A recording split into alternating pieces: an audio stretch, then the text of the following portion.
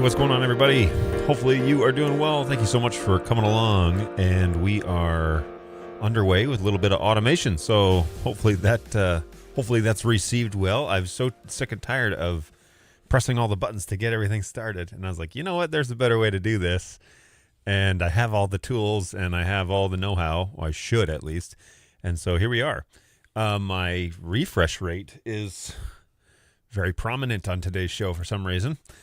Possibly because my lights are less power. I've readjusted the camera, but now I can definitely see on certain colors the refresh rate going on behind me. So that is a little bit strange, but we'll go forward nonetheless. Now let me, like a good streamer, like a good streamer, I should listen to my own stream and make sure it sounds okay. So let me know on your end how things sound. If I need to pull the volume down on this guy, actually I can, because the RE20 just returned from a recording session that I did actually just over there in this room that we did on Tuesday night. And so lots of fun stuff coming down the pipe there, and I can talk about that if anyone's interested. But the this gain structure and everything got changed, and so if it's a little hot, which it might be, then I can definitely turn it down.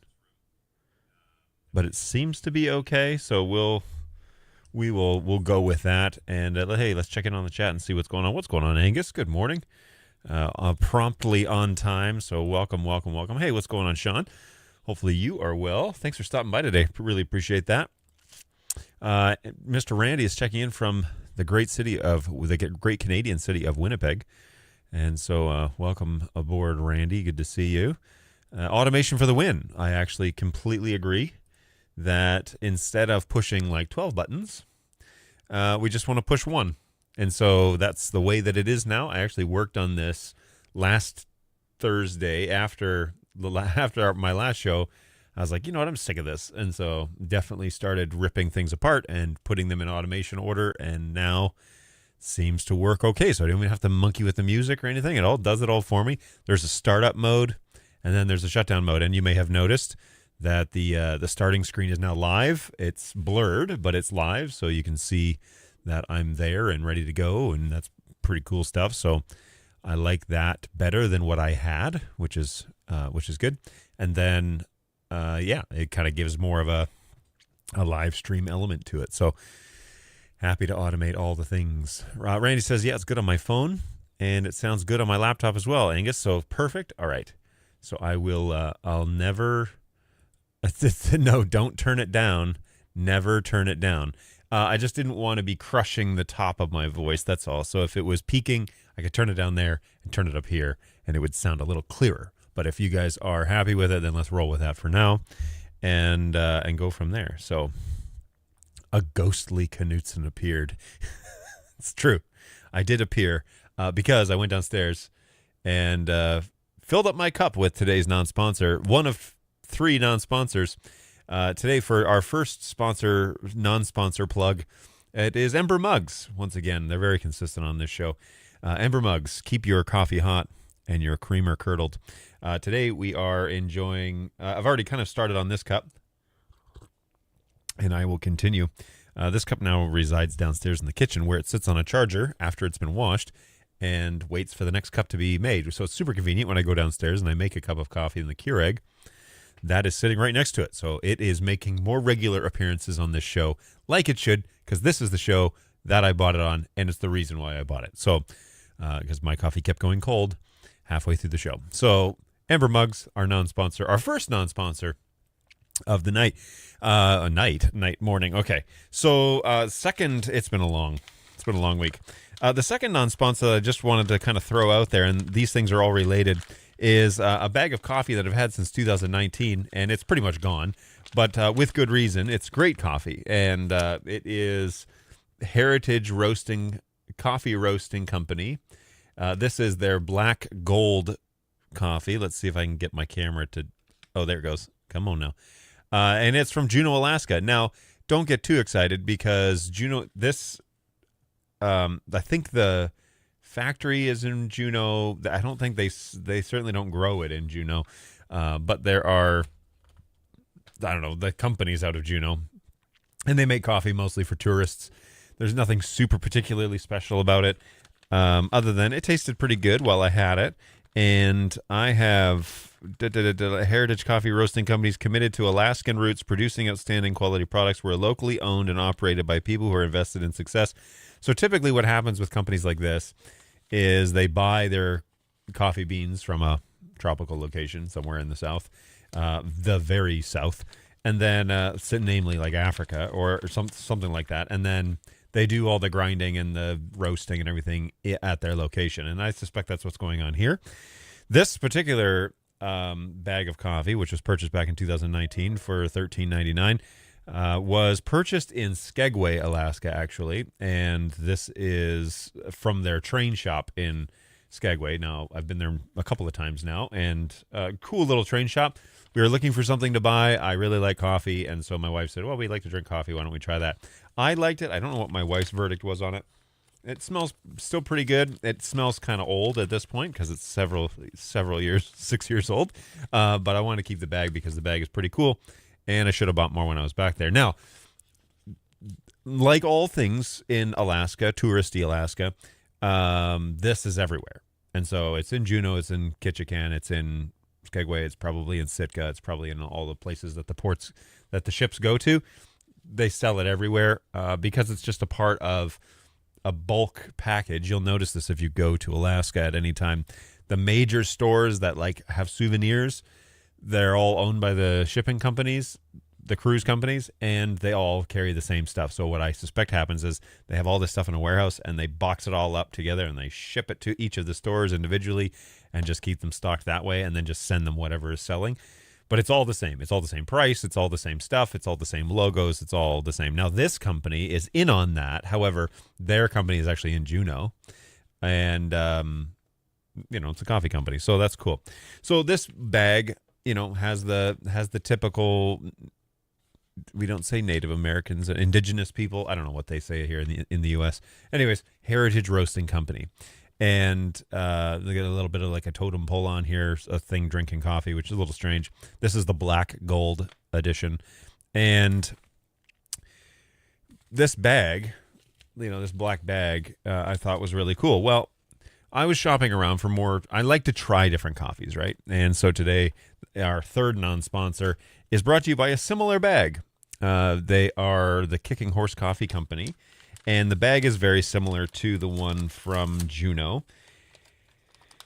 However, it's a different coffee. I don't know if it's just the one that I got. This is the dark roast, the Grizzly Claw.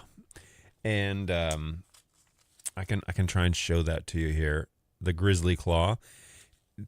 It's not as expensive as the one out of Alaska. However, I had to bring the one from Alaska back with me. And so it needed to go on a plane ride. And I could order this one on Amazon. Now, you can order Heritage Coffee Roasters, by the way, online. They'll ship it to you. It's about the same price online as it is in Alaska. So you don't have to go all the way there to get it. However, Kicking Horse Coffee is not the same caliber as this. Okay, this tastes better to me than that one. And there's nothing particularly wrong with it. Matter of fact, I went so far as to make the Grizzly Claw dark roasted coffee today for my Ember mug. And so that's what I'm drinking today on the show.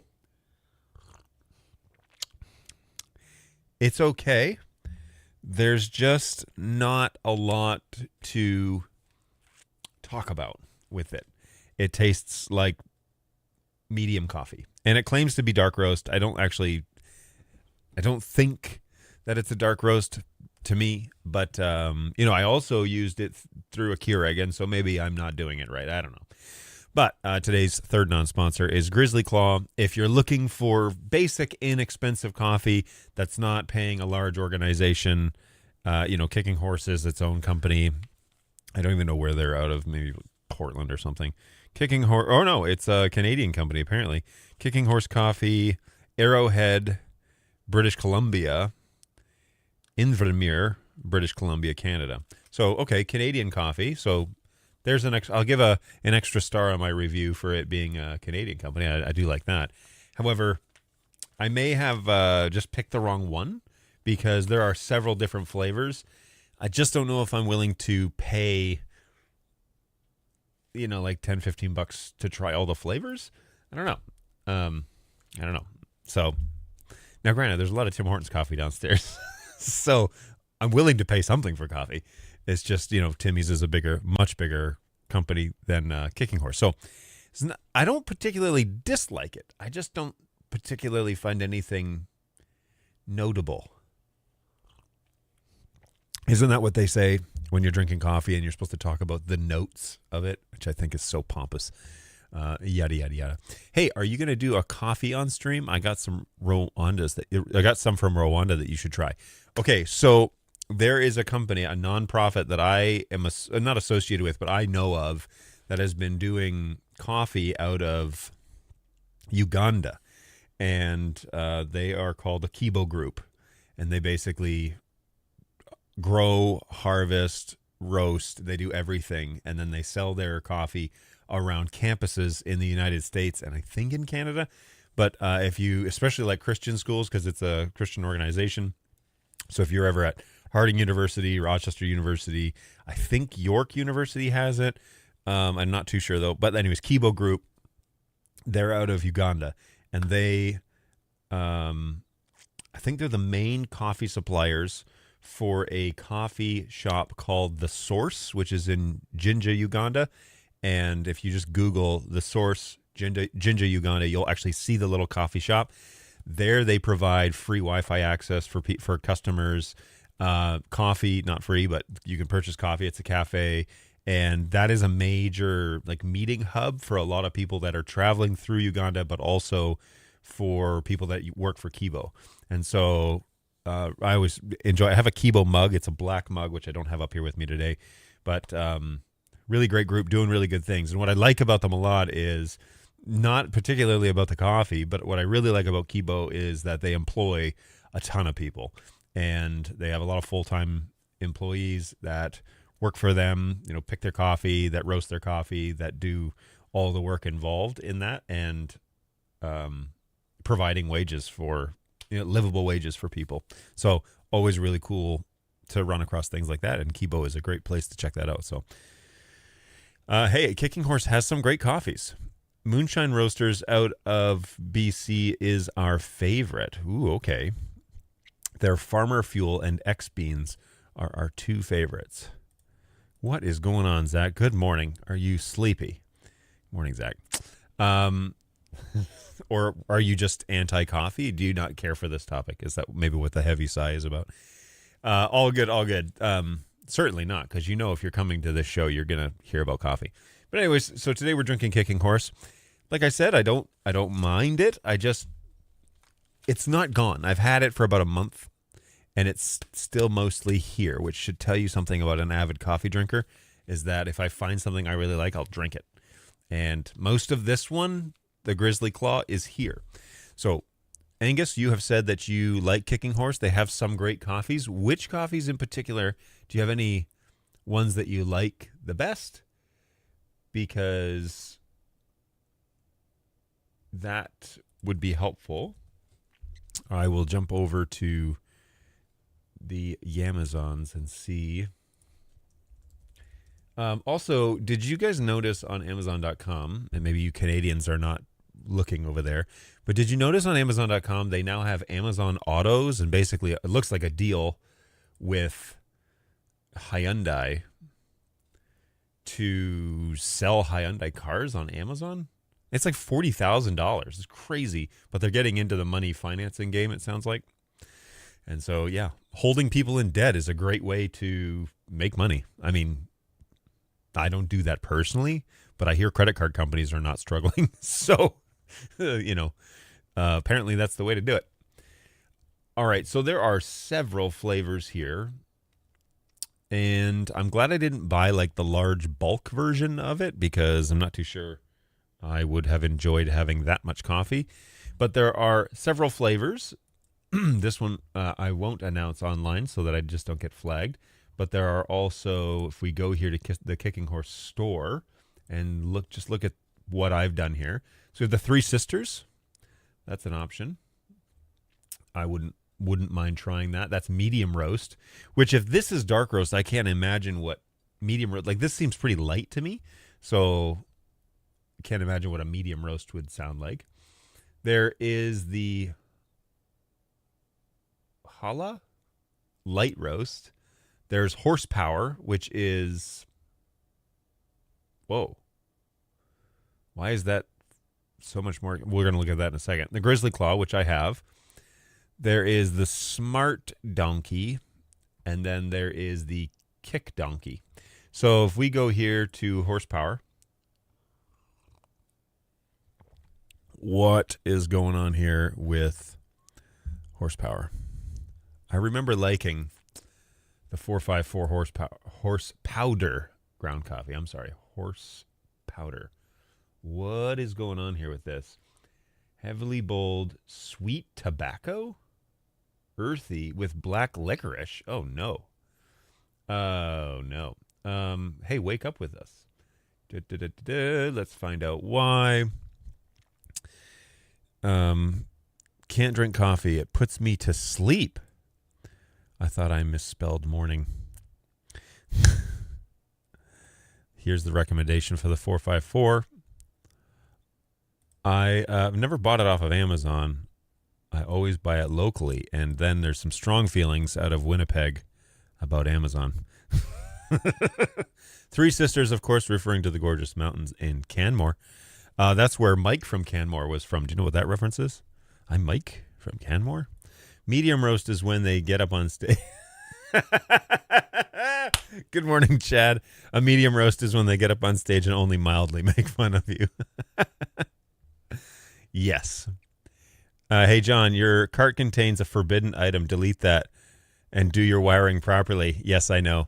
I was trying to figure out what the for wiring splicing for. I forget what it was, but that's not purchased for a reason. I can delete that. And I've never tasted licorice in the 454. Okay. Well, that's good to know. Because yuck. I'm not a black licorice fan. I think it tastes like poison. So sorry for any of you who have that that interest in if you call that candy. That's weird to me. No good, no good. Actually, that makes two Air Farce references. And remember from Kicking Horse Pass, of course, Mike from Canmore. Wow, Mike from Canmore. You're welcome.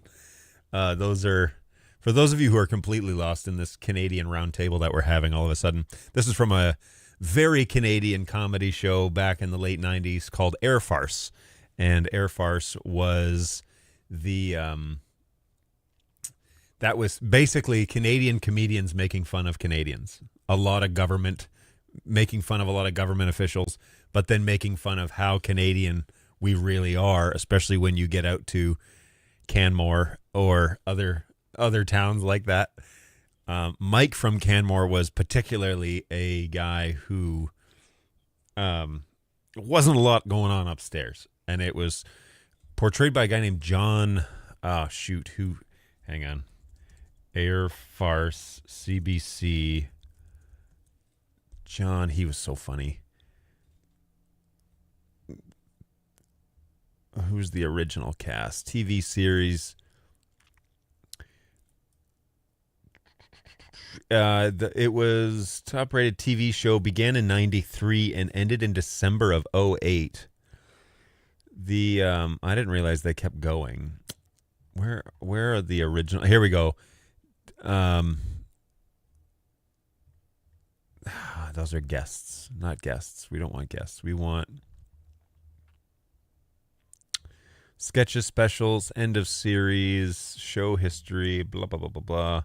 Man, there were 4 that were just hilarious. They all had their times to shine. I won't say they were like hilarious. Okay, so the guy I'm thinking is John Morgan. He died in 2004. And why don't they have his picture? Certainly they have a picture of John Morgan. Come on. There he is. All right, here we go. This is John Morgan right here. And, oh, man, he was so funny. And he played Mike from Canmore.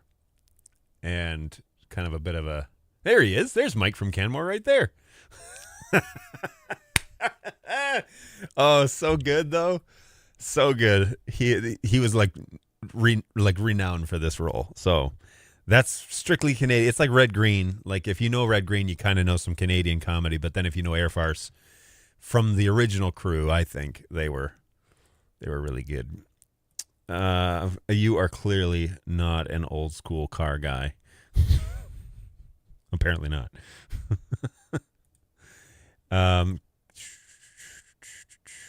Hey, you don't pronounce it 454. It's 454, like the GM big block engine. Oh, I see. Yes, I'm Mike from Canmore. That's the his tagline. Hey, your intro still shows that you're trying a new game and warns about possible violent content. Does it? My intro where? On Twitch? That's where you're checking in from. So let's go over. I thought I changed that. Intro still shows. It on here it says, "Hey, I'm just chatting about some stuff." Yeah, you have to put up the if you're gonna play games that like Company of Heroes 3, and sometimes I do. They do want you to put up there that you may be showing something that's that contains violence. So I don't take it down for that reason, but the category says I'm just chatting. So hopefully that updates for you. That should have been... Oh, it was before your stream started. Oh, okay, got it. Yes, I'm not doing that today. But I did try and check on that today just to make sure. Sorry, I'm talking to Brayton here. What's going on, Brayton? Hopefully you're doing well. Thanks for checking in. Yeah, Luba was a funny Air Farce addition. There was a sketch. I don't know why I thought of this recently. I don't know why. Like multiple times in 1 week that I've thought of Air Farce, but which maybe shouldn't be that strange. There was a scene where they're all sitting in a Timmy's.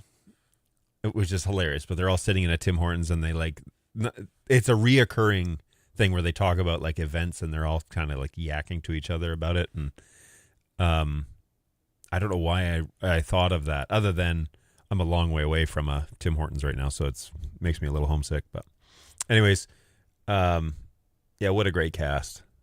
Some stuff. It started going downhill when they started adding new cast members. I agree. And yeah, they were trying to like make it young, and really it was kind of like a boomer comedy show.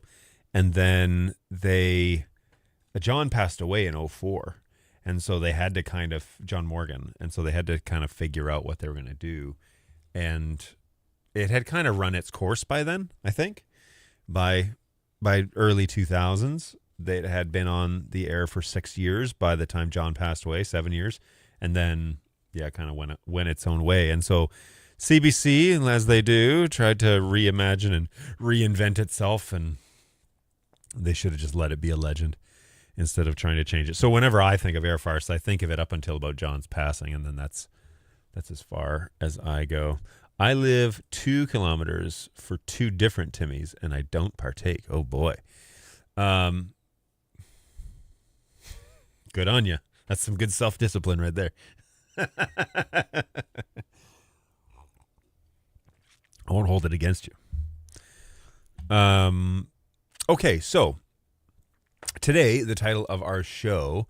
Oh, and Brayton, I lie. I might play a little bit of a game, but just in an effort to kind of show what it is that what we've got going on over here. Now, I want to just double-check one more thing here on... So Facebook had flirted with the idea that we could go live, but I don't have 100 followers on Facebook yet. And so I don't meet the criteria to go live, which is hilarious because I would get a whole lot more followers if I was live, but they won't let me go live unless I have 100 followers. So like, if a tree falls in the forest, if I have a new box of tea, I have a new box of tea that I need to break into. Go for it. I have no self-discipline needed. Their coffee is atrocious. Well, it's not for everybody. I will admit, but see, like I feel that way about Dunkin' coffee. Oh man, let me tell you a story about Dunkin'. So here the closest, one of the closer towns to me is Fairview, Tennessee. Okay, Fairview, Tennessee, and in Fairview there's a Walmart, a Publix, which is a grocery store, and a Dunkin' Donuts, a McDonald's, Taco Bell, a Pizza Hut of all things, which is thriving, a Sonic, which isn't thriving, and a few other stores. But anyways, I went to the Dunkin' Donuts with my kids one day when they were home after my wife went back to school on a PD day to do some professional development, and my kids were home. And so to do something fun, we went shopping at the metropolis known as Wally World, and which there's an episode, by the way, where Mike from Canmore applies at Walmart. But anyways, that's a separate story. Went a little bit of shopping. My wife had a birthday coming up, so I wanted to pick up like a card and a few things that we were planning. And then I took them over to Dunkin' Donuts, and it was midday, so it was like maybe 12 o'clock, and thought, all right, I'm not a fan of Dunkin'. I think their donuts taste terrible, and I think their coffee's not very good. But I thought, you know what? That was Michigan John, and maybe Tennessee John needs to be a little bit more gracious. So I went in there, and we stood at the counter for a minute, and then this girl comes out, and seriously, like holding down the fort. Probably the best in terms of service. Like, great, did amazing. And I asked her when we were ordering, I was like, are you the only one in here? And she said, yeah, there's another person that will come in about 4 o'clock. And then I will leave at 5. And I was like, but there's just one person running the whole gig in here? She's like, yeah. So I was like, wow, good on you. Like, steady on. But then I thought, I wonder what this is going to be like, because she's doing the drive-thru and she's doing the front desk. And she probably hasn't had a lot of time to finesse her donut making skills or coffee making skills. So she brought me, I paid, she did a great job. She brought me my coffee, and that was prompt. She put our donuts in a bag. I gave them to the kids. They went and sat down. The place was like totally empty, but there was a steady line of cars going through the drive-thru, so she was busy. I grabbed my coffee and I walked over to the table where they have the creamers and stuff, and the top pops off, and it was like dead full to the top. So I was like, whoa, okay, just go easy here. Put milk in it, mixed it up, whatever, or creamer, put the lid back on properly, went and sat down with my kids, took the donuts out of the bag, gave them to my kids, and they took a bite of them, and their faces were like, these are not good donuts. And I took a bite. Now, my kids are 6 and 10, okay? I took a bite, and sorry, I just caught something out of the corner of my eye. I took a bite of mine, and it was not very good at all. Like, it was really stale. And so I thought, yeah, these are probably brought in. They're not cooked here at the store, and that's probably what you're going to get. And then I tasted, like, my son's had, like, some, like, whipped cream on the top of it, and he kind of like pushed his away after he's about halfway done. He's like, I don't want any more. And that's weird for a 6-year-old. So I was like, I ripped a piece of his off and ate it, and it was not good. And the icing on top was like also not good. And I thought, yeah, this is not good, guys. Sorry. I took a drink of the coffee, and it was like brown water is what it was. It was not coffee. I don't know what it was, but it wasn't coffee. And I've always thought, like, Dunkin' Donuts coffee just tastes burnt and it doesn't taste good. Now, the one that was near my 2 places ago worth of work before it shut down just didn't do very well. Like, it didn't serve very good coffee and whatever. And there were people there that were like, I only drink Dunkin'. And I thought, man, I'm not getting the experience here. My mother-in-law came over one time, and she would drink Dunkin' when they lived in Manhattan and Brooklyn. They drank Dunkin' because there was Dunkin' Donuts around town, and she loved it. And I had it there and wasn't thrilled with it, but drank it because it was hot and we were there during the cold season. But then we ordered some K-Cups when she came to visit, and she drank those. And I've had one of those and thought, this is just not great. Like, it's not good coffee. It's just mass produced. So I kind of signed off of Dunkin'. I thought, maybe in Tennessee it'll be a different experience, and this could be like one of our places we go to. Now, there is a place in Fairview called Fairview Donuts, which allegedly is like infamous. Like, there's people talk about it in Franklin and in Brentwood and in Nashville. Like we drive out to Fairview for Fairview Donuts in the mornings. So we haven't been there yet because we quite frankly haven't woken up early enough to go and get donuts. We were going to a couple of weeks ago when we were leaving town to go down to Alabama. So that would have been 2 weeks ago now. But plans changed and direction, like destinations changed. We ended up not going through Fairview. So we didn't do donuts. But all that huge circle to say, I've given up on Dunkin' Donuts. I don't like their donuts, and I don't like their coffee, and I'm not going to give them any more money. Now, the lady that worked in there, the girl that worked in there, she was probably like no more than 20 years old. Fantastic. She did such a great job. Kudos to her.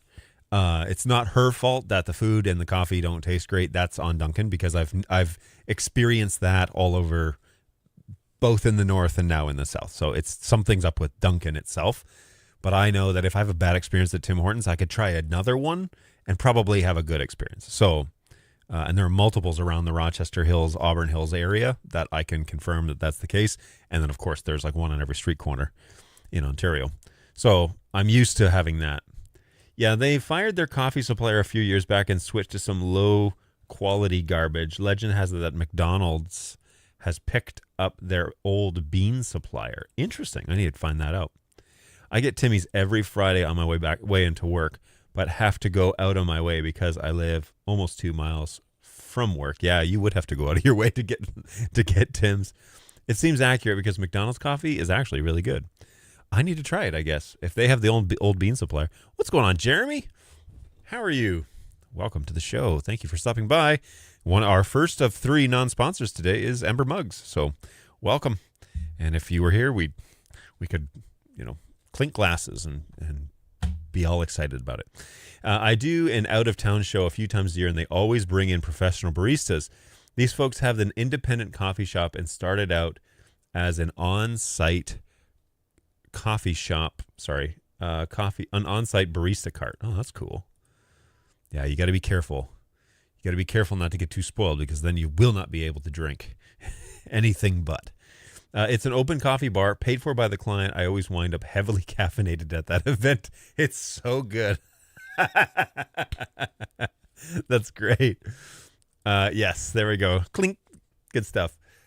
Yes, that is part of the reason why I haven't invested in like an espresso machine, because I'm afraid that I'll start making my own coffee and grinding my own beans and being so particular then about how it is that everywhere I go, I will not be able to drink their coffee. And I had this happen. I have no idea how this applies in the States, of course. Yeah, I had this happen to a friend of mine. He was a former teacher of mine. And then as I grew up, high school teacher, and as I grew up, he became the president of the high school. And he started working with me at a camp that I direct in August, and we became good friends. Now, we were friends before I left school, but we became, kind of like brothers because we do camping together and stuff. So good friends with him, and not besties, but I would call on him if times got hard. So he would travel around the United States campaigning for his, he was the president of a nonprofit Christian school in Ontario, which is unheard of. And so he would campaign around the U.S. trying to raise funds. And there was no Tim Hortons in the States at the time when he was doing this. And so he started drinking Starbucks, which, whether you like Starbucks or not, here's the story. And so he started drinking a different brand, and he started drinking their regular black coffee, and then came back and tried to drink Tim Hortons and realized, oh, there's a big difference here, like coffee bean suppliers. And so one time I brought him a coffee because he used to just drink a large black Tim Hortons coffee. And I brought him a coffee, and we sat there and we had our little meeting. And then I got up and left. And then I found out the next year at camp, he said, I had to give it up. I had to give up drinking Tim Hortons coffee because I started drinking Starbucks everywhere. And now I can't drink Tim Hortons because I can taste the difference in the bean supplier. Fair enough. But I can't afford to make that switch. I can't afford to have those standards. Quote of the day. Yeah, I've actually switched to mostly matcha. Still in an Ember Mug, though. Okay. Anybody have any thoughts on that? I don't have a single one because I don't know what you're talking about. So let's find that out.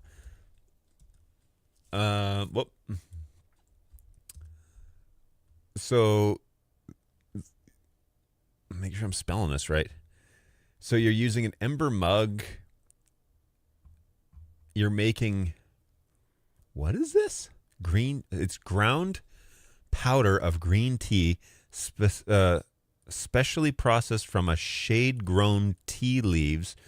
Shade growing gives matcha its characteristic bright green color and strong something flavor. It's typically consumed suspended in hot water. Not that this is a great source, but it's better than what I have. Welcome to Wikipedia, everybody. So the PBS of internet resource databases.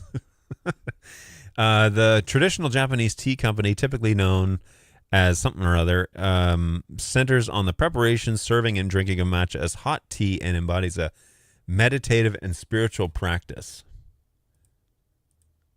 In particular, jade matcha powder. Matcha just tastes like grass to me. I can't deal with that. Yeah, the first time I had it, Angus, this is Jeremy speaking, I had it. I didn't care for it, but it makes me feel so much better than drinking coffee. And apparently that's a fair trade-off. So I don't feel bad after I drink coffee. Matter of fact, I quite enjoy it. To the fact that I probably drink too much coffee. And I don't know, depending on how well caffeinated I am, probably depends on how exciting the show is. But anyway, I don't know if exciting is the word that we would use for this stream, but there you go. I said it out loud. I'm quite fond of a berry-based teas. Tea snobs, of course, disapprove, but that's okay. I don't need their approval, nor should you. You drink what you like to drink, and I drink what I... See, it's the famous quote from Rudolph the Red-Nosed Reindeer, the claymation back, from way back in the day. You eat what you like, and I'll eat what I like. Yeah, there's no reason for us to part ways over what beverage you're drinking to stay awake. Life is hard, guys. Let's not go crazy. Okay, I do want to shift gears because I did have a care package arrive from the great state of Michigan, and my friends from the Bird Dog office, and in particular, one of the OGs, one of the original hires in the support office, his name is CC. He sent me a care package of stuff that arrived. Looks like a few things for the kids. That was really thoughtful. And then a whole bunch of other things. But the big thing that arrived that he said he was going to do, and we talked about it, and I totally forgot about it, and then all of a sudden it showed up here. The thing that he said he was going to send me was a capture card. And the reason why is because on one of the shows I was talking about how, maybe I was on his show. It's probably on his show. I said, I really need to get a capture card for my machine because I would like to be able to accurately capture video games that are being played on a device like a Switch or a Xbox or something, and be able to share that on my stream when I do play games. And in particular, we were talking about frame rates and things like that. So something arrived in the mail. And that something is this. This is a AverMedia Live Gamer Duo card. So this card, if you look it up, is not really a slouch of a card. It has 240 pass-through if you're running that high. I am not. I'm running 144. Full HDR, 4K 60 pass-through, and I believe it captures in 1080. So, yeah, full 1080, full HD, video recording, uncompressed video capture. It does it. So I like it because I wouldn't be sending more than 1080 up to the YouTubes. And this is kind of like a pleasant surprise. Now, I watched a few reviews and just tried to figure out, okay, how do I get this thing installed and test it out or whatever. And I'll show you guys the performance of it in a second. A couple of things to note is that it does have an HDMI in and an HDMI out pass-through. So if you're playing a game on a screen, for example, on a TV, like an Xbox or whatever, and you want the HDMI to go to the screen, you can play it on a big screen. You can do that while also sending it into into your computer, but you can also just use it as a capture card. So there's another HDMI in, HDMI in 2, which is just an in, and you can plug a device into that. And then if you're playing it on a screen or something like that, you can do that. So here's how I have this set up so that you kind of understand how this works, and then we'll kind of go through some of the features and also some of the options that you have inside the actual computer. So I have this plugged into my old PC. I had an open slot on that one. It's a PCIe, I think an 8, if I'm not mistaken. It's actually a little bigger than I thought it would be. Interface is PCIe Gen 4. Gen 2 4 is what it is. So it's a PCIe 4 card, which is like there's way more pins than I thought it would have. And that's okay. It did, however, require me to pull out a couple of cards that I did have, including on that computer there, my fiber card, because the fiber card is won't fit anymore with all the cards that I have in there. Now, totally okay, because that machine does not need a fiber card. It's functioning just fine over a gigabit Ethernet port, and there's also a dual NIC in there as well. So I can have 3 gigs going to my NDI network if I need to, whereas this guy, with the current limitations of my network switch, is only a gig. So if I'm having drop frames or something like that, I can hook up 3 gigs to that machine and be totally fine. So not even a trade-off there. But it does take a PCIe slot, and it needs to have... Now, it doesn't actually need power from the power supply, which I was surprised that there's no need to plug it in, additional power to it. It takes everything it needs off the motherboard. So that was an interesting find. Let me just tidy up the chat a little bit, and then we'll get into this. Hey, I went to London, UK last year. I found a Tim's there. Also discovered that Starbucks is an off-brand there, so nobody likes it. Nobody goes there as a first choice. Fascinating. Pret is the go-to there, isn't it? I hope that there was something spicy inside. It wasn't spicy, but this is pretty cool. I mean, this is quite a good surprise.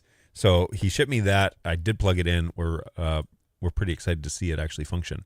Yes, now that's a care package. Agreed. How do we get around HDCP? I've always had issues with HDCP when capturing from other devices. Yes, it's a total drag. Disseminators tend to do a good job telling the device that HDCP should be shut off. Some other devices just let it turn on and mess up the works. That being said, of course, some sources are still a no-go in that case. My MDXL disseminator doesn't do a good job for me. Okay, so let's find out. I don't really know, but I have been able to kind of plug it in. Now, here's the configuration. It's inside my old PC, and that is running basically on the NDI network, which means we're going to have to get that source over to us via NDI somehow.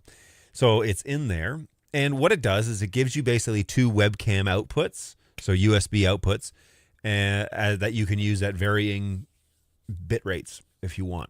So what I've done there is I've taken the... actually, you know what? Can I share my screen here? Not that one. Let me log into that computer real quick, and I can show you what it is that I have done. I have to downsize that. Okay.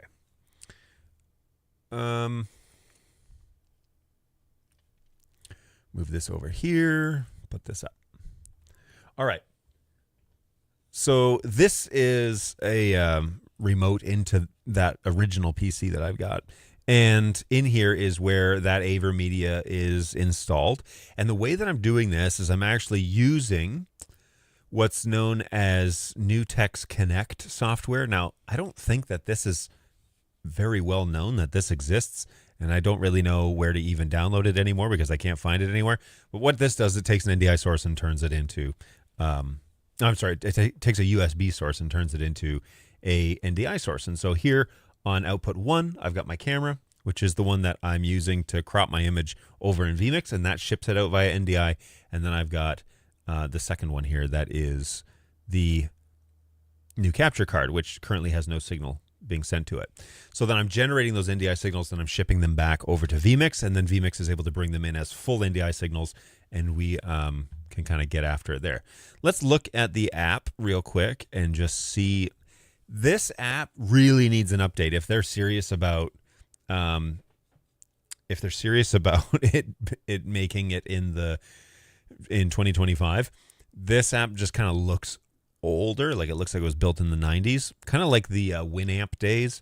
So definitely needs an update. However, the it works pretty well. Like it shows your sources, it shows what's here. There's nothing really plugged into them right now, but it shows your sources, and you can hit record, and you can record an independent file directly on your hard drive, or you can use it as, I don't know, reference or whatever you want to do.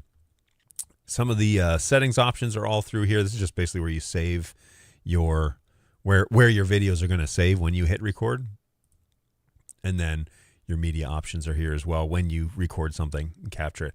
But it's straight, it's very straightforward in terms of the features that we have here. Very straightforward. I do like that it tells your CPU and your RAM usage while it's kind of underway. Now, does it have, where is it? It's not here. I thought that there was a way to change the, yeah, you can link audio to it. So if you're going to play a game or something like that, you're going to want to bring the audio over. But there is a way, I thought there was a way to change the quality of the thing. So this is going to auto detect whatever it is that your signal is sending, but you can manually set that up to render whatever it is that you want. I don't see that's interesting, that formatting option. I don't see anything about HDCP right now. So that is something I will need to investigate, find out what options we have here. You can send this right to a streaming platform. I'm not too sure why you would want to, but there are a few options here, which is kind of cool. You can also do picture-in-picture. So if you have your webcam going into 2, but then you have your main source is your game capture. If you don't have switching software, you can use it for that. Again, you get kind of like locked in to so what is this stuff here? Hotkeys, editing. Oh, you can like create scenes in here. Oh, that's cool. Okay, I didn't know that. So yeah, you can use this as your switching platform if you're just like real basic, just getting started, but it's not necessarily what I wouldn't stay with that for long. In particular, all the videos on YouTube start with, at the very least, run OBS. It's free, so that's kind of cool that it has that basic option, but I don't think they're planning on anybody really using it. So what I do is I bring it into a software like this, I convert it to an NDI signal, and then I ship it over to vMix. All right, so let's go now and just kind of see this in action. So what I did was I plugged it into a Nintendo Switch, which is what's going on here, and I will select that source, and yoink, let's just pull it up and see what we can see. Now, the question becomes, how do you play the game, right? Because if you are, if you're watching the source over NDI, there's going to be a delay, right? So how do we make sure that we're watching, it as fast as possible? And I think the way to actually do that is probably to play the game out of Studio Monitor or inside the NewTek Connect software as your main screen, because then you'll eliminate the latency that's introduced into this. Okay, so I'm just going to see if I can get a signal here. Let me share this. It's not sending anything over to here. That's the actual source. So let me check. AverMedia, number 2. Hey-oh. Okay, so it took a second to kind of figure out what was going on. Now, on my PC, okay, so now it shows my kids' Nintendo Switch. It's really mine. I just let them play it. No, I'm kidding. This one in particular is from Animal Crossing, so it is theirs. All right, so here we have our AverMedia stream coming over via NDI. Now, if I just jump back to my screen share. Okay, so now you're looking at my old PC. Here's what I'm looking at. I'm looking at my camera, which is here on the screen, and then I'm looking at the output 2. What you can do here is you can say, I want to just display number 2, That makes it full screen here. And then if I cut back, okay, now you're looking at the vMix output, taking in NDI and showing it kind of layered with my camera on the bottom corner over here. So I don't see that anymore. What I'm seeing is a full screen of these Nintendo options. And now they've come out with a lot of Donkey Kong stuff. That's kind of cool. But with Game Boy, the thing that I want to play, now I'm a master of Kirby's Dream Land, but 6 golden coins. That's a good one. All right. The other question is about audio, right? Because what audio source is coming out of here? So it says that the audio source that's included is supposed to be coming over via AverMedia. So this is just the demo. So I'm going to close this. We're going to cut back over to this screen and just take a look and see what might be going on here with the actual audio.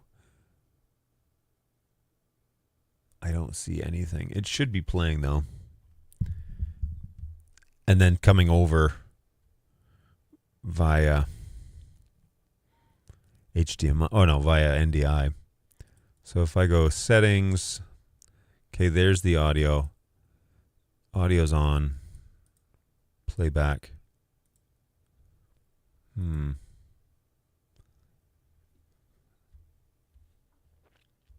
It's definitely not. Oh, hang on. Yeah, it's definitely not coming across via. Is it because there's no audio playing? No, there's definitely music during this part. So if we go here and let's go down. I shouldn't have to change any of this. So I'm certain that it's just not capturing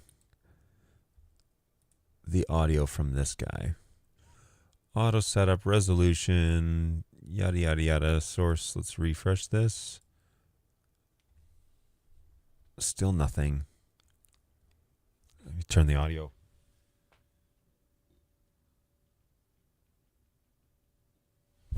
Negative.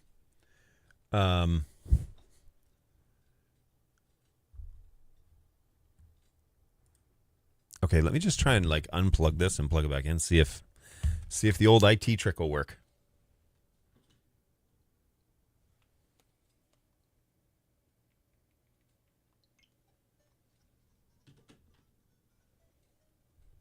Okay, I can confirm sound is happening on the Switch. So it's probably something here. So let's close this down. Let's go back to here. Is this still showing? Okay. So this is still working somehow. Even if I close the program, the AverMedia capture is still happening. So is it one of these? Let's go whoops. What is it called? Is it Activity Monitor? No. Taskbar. Task Manager. There we go. Okay. Task Manager. Let's just look at... We're going to just restart Aver real quick.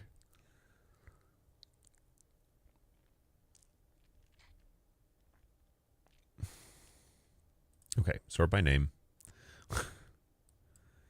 Yikes. So CPU is spiking while trying to find... Oh, this computer does not like what I'm doing here. Oh, maybe we're going to crash. That's fascinating. Okay. It shows signs of life again. Here we go. It doesn't show it as an app that's running. So did it die now? Nope, still working. Oh, that's weird.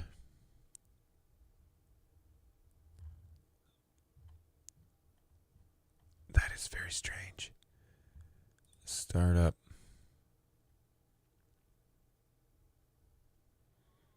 Okay. So it's just like permanently on as a source. How would you restart it? Let's see.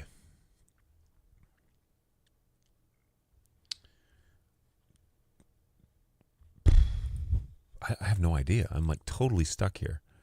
I'll relaunch this and see if it makes any difference at all.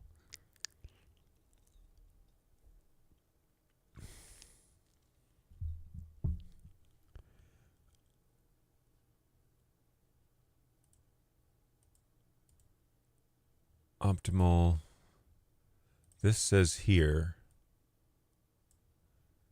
Oh.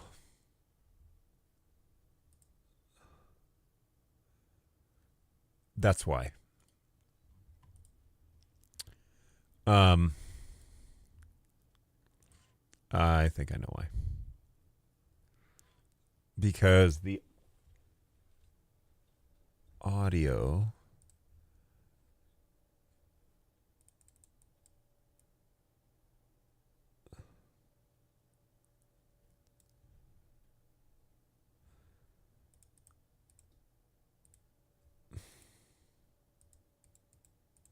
weird. Display to audio source should be local gamer 2. Still not showing anything. Video source gamer 2. Follow the video source. That's kind of what I want anyway. Because inside the video source,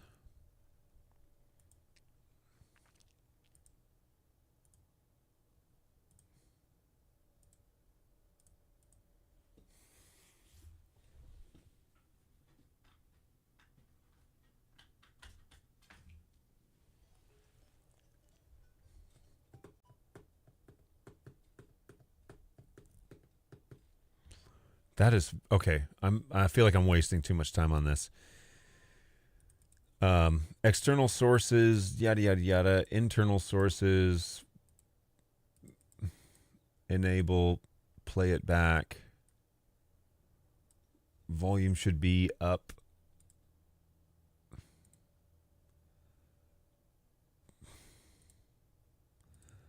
I don't really care how I hear it. I just want it to come across.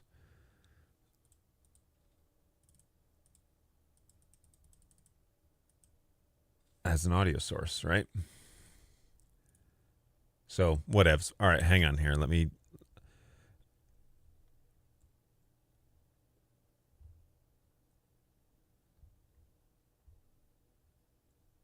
Does it play nice with vMix directly? I don't know if that's directed to me, but yes. And Angus is playing a Switch right now. Does it have a loop out HDMI connection? So, yes. So, this dual card does have an HDMI 1. Now, I'm using the second port. But in HDMI 1, there's an in and an out. So, you could go then directly to your HDMI. You have a dock for the Switch, right? Yes, I do. Aftermarket HDMI dongle for a Switch. Yes, I've got one of those. And that way I can just rest it on there and it should send. Actually, it's how I run my other two rooms. So I have the original dock up here and I have two docks downstairs. I've purchased multiples because the dock that I purchased for downstairs plugs, it hard lines into the network so that you get network speeds and not Wi-Fi speeds. Because if you've noticed here on the Switch, my Wi-Fi signal is really weak up here. And so if you were to play with friends or something online, I'm sorry, you can't see that. If you were to play with friends or something online, it's constantly like in and out. And the kids want to like FaceTime their friends and play with them online.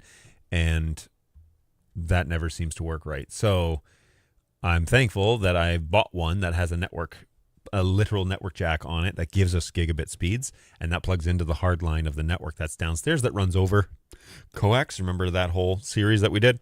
So I have my network that expands over the coax, which then goes to all the places that the TVs and entertainment systems are. And then I've got Netgear switches in each of those locations, managed switches that will handle gigabit networks throughout the system. And then we are good to go there. So I'm going to check for no updates are good. And then I wish there was a place to like restart, you know? Oh boy. Let's just close this down. So, whoa. So Chrome opened and then spiked in CPU usage. That shouldn't surprise anyone. Let's close down the rest of these things that are not required. Okay, now we're kind of in a safer place. Still doesn't answer the question. Now, I had audio. When I plugged this thing in, I had audio working. And so it's a little annoying that it's not. I don't know why, but we will figure out. Oh, you know what? Let me check this screen and see what the audio settings are here. All right, gain 0, visible in mixer. What's the audio source? You know what? We can also check Studio Monitor and see if there's audio coming in to Studio Monitor, because it will tell me whether or not. Okay, so if I go settings, audio, 0 dB, and I want to see the decibel reader scale.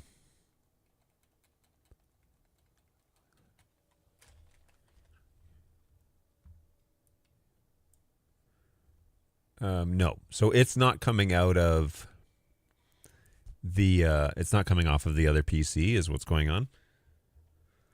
So we can figure out maybe how to do that, and potentially it's not coming out of here. If we go to NDI, not there. If we go here, let's go into the abyss. Whoa, whoa, whoa, whoa, whoa, whoa. All right, and then we say home office and we go here. Do we have audio meters here? Should probably check and make sure those are turned on. It is in silent mode. So I'm getting no audio from there, which means that it's not coming from the card. So we need to somehow reboot this card. Problems and suggestions. I already did that. Capture devices. Yada, yada, yada. Oh, look at this. HDCP detection. It's recommended that we turn on HDCP detection. Can watch and record free content from iOS devices. Okay, so that's interesting. That's very interesting. There is the button. It's pretty limited in terms of what it's telling us, but so what about using OBS to capture computer capture and send it to, yes, I could also open vMix on that machine.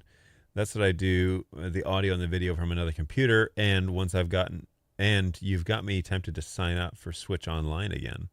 Could really use some Super Mario World in my life. It's true. Super Mario World is pretty great. Okay, so we've confirmed that this unit is just not sending the audio. It's for some reason not capturing it. And there aren't really any options here to do anything about that. It doesn't appear. We don't see any audio meters or anything like that. So, oh boy. Oh, the switch just fell asleep. So we can close this. We can reopen this. Now, you might ask, hey, why is that backwards? It's backwards because, never mind. I'm not going to explain that. There's a reason why it's backwards. So what if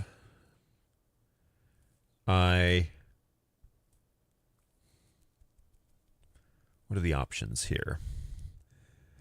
The options, I don't really have many because I'm using this machine to send over my camera. So there's not a ton of options. It's running in the background, so I need to figure out how to stop it. It's got to be in Task Manager somewhere. performance. All right, app history.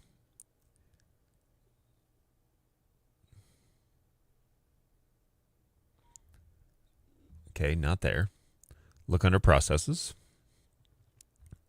There, as you can see, there's not very much going on my PC right now, and yet she is struggle bussing. NDI applications. Let's go CPU usage. That will probably be near the top, right? You would think.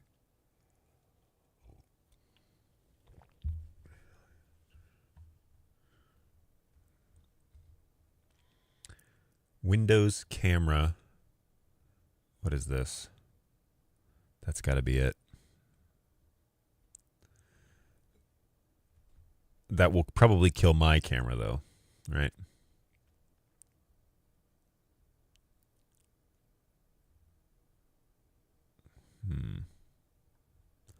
But this is also, let's kill this for a second. I'll be right back. I am still here, just frozen in time. Let's kill that for a second and then relaunch it.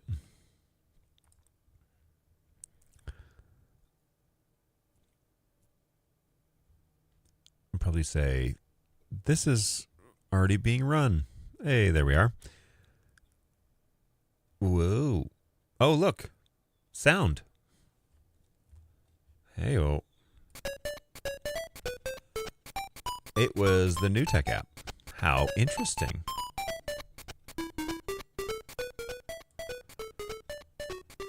Oh, look who it is. Balu has arrived. It is working indeed.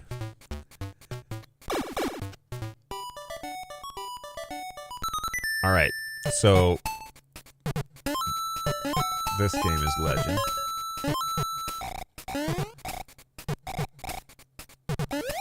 Whoa.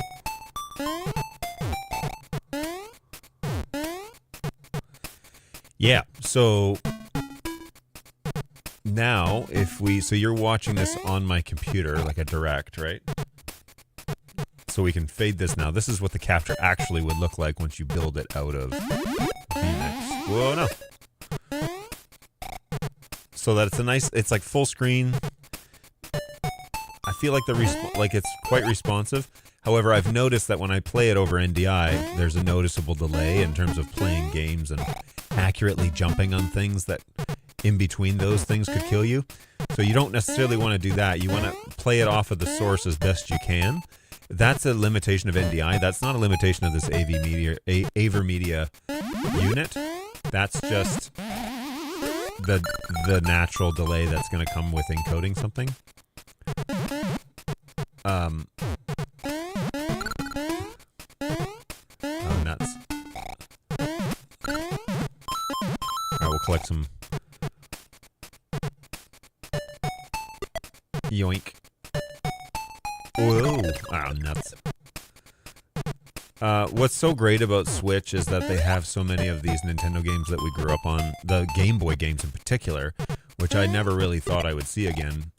And now I realize how much I played these games as a kid and how this is the weirdest little contraption. What are you grabbing? That's what I want to know.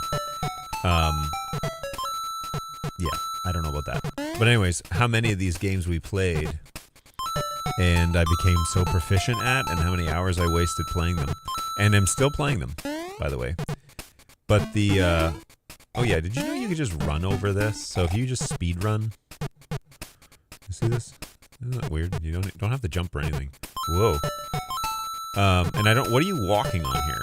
You know, like when I move. Anyways, Game Boy, the physics of this game. Oh crap.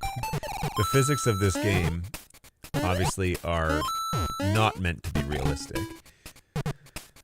But they could have probably done something with a little more with the grabbing of the neck thing, because that's a little morbid, like this. Anyway. Here we go.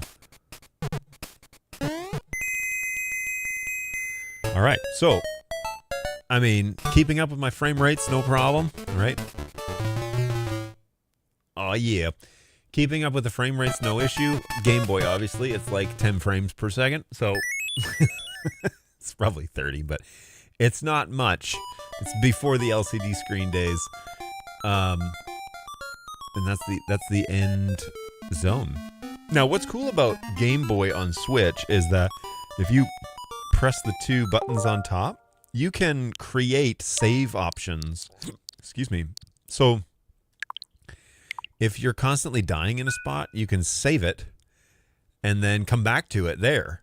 And if I die, I can just load suspend point and go back. And now people are like, well, that was the whole point of Game Boy, is like once you died, you died. True. But if you really wanted to master a game or you wanted to get further than you ever had, there's an option here to save, actually like create suspend points, and then you can load them whenever you want. And now that I have it saved, you get 4 suspend points per game, which takes up data. But like if you have a huge SD card like most of us, then you can switch games and play something else. Alone in the Dark, or Zelda, the original Zeldas. So yeah, you can play whatever game you want, and I think it's pretty cool. The if we go, no, get out of here. I don't know what this game is. I don't want to play it. Stop it. Oh yeah. So here,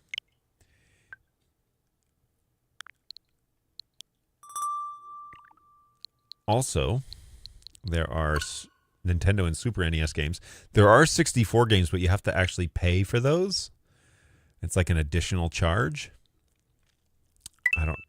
I find that silly at this age, because you can just play them for free on your computer if you know what you're doing. So, oh yeah, and the Super Nintendo had so many strange, like, foreign games that I don't think were ever in the US, or at least never hit mainstream. But you know, some of these classics, you just can't get over this stuff. I knew if anyone would figure this out. Oh, thanks, buddy. Appreciate that. I just bought mine a year ago, and now they're coming out with Switch 2. Funny story about that is we just bought a second Switch because our kids were, you know, basically only wanting to play Switch. So after Christmas, we had some Christmas money that was given to us by parents and whatever, and we decided, okay, we're gonna buy a second Switch. And we bought a second Switch, and then they just announced that they're coming out with a new one. So cool times. Really appreciate that. Now this game, oh boy, this game, I'm looking at the wrong screen here.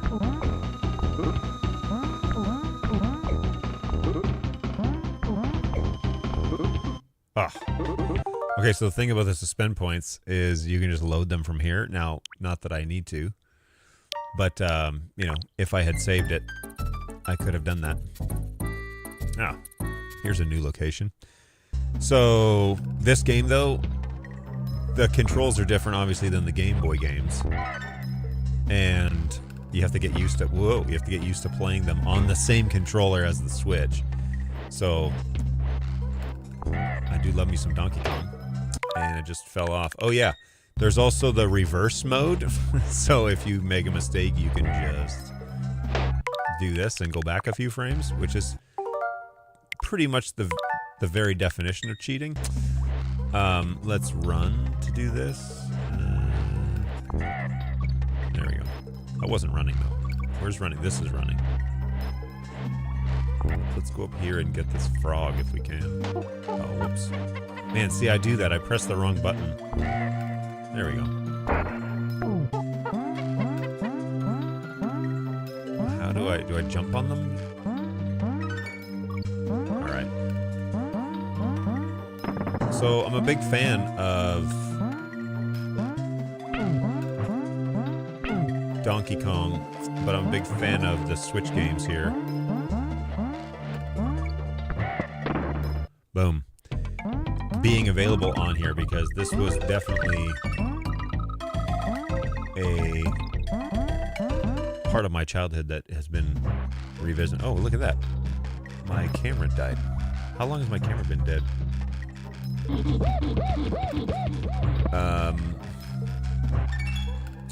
So what's happening there? with output 2. Display output 1.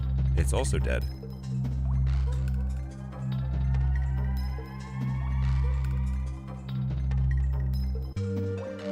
Very strange. Seems to have...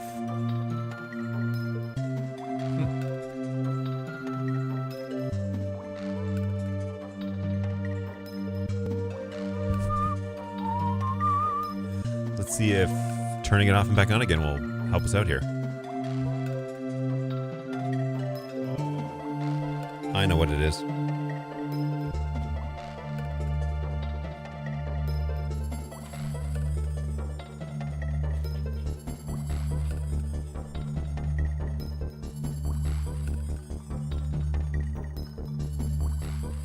Okay, so there's a good chance that my massive battery on my camera just died.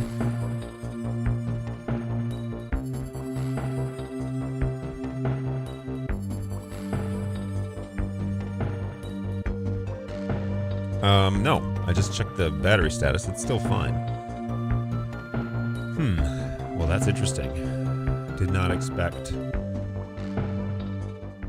expect my battery to die on. And it's not the battery. It didn't expect my camera to stop functioning.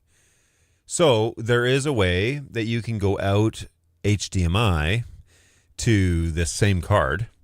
The issue there is I've got to get into the camera and turn off everything, you know, like all the screen assist stuff.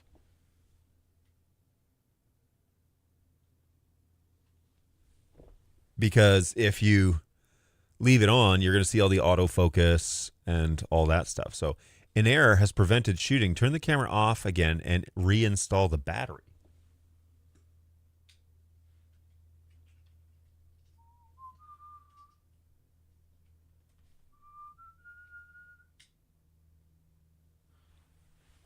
So are we witnessing the death of my camera? Oh, this is interesting. What an interesting problem.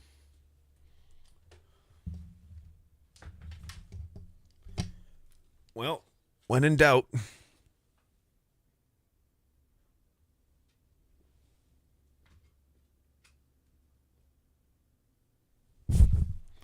Let's see if I can't switch sources real quick.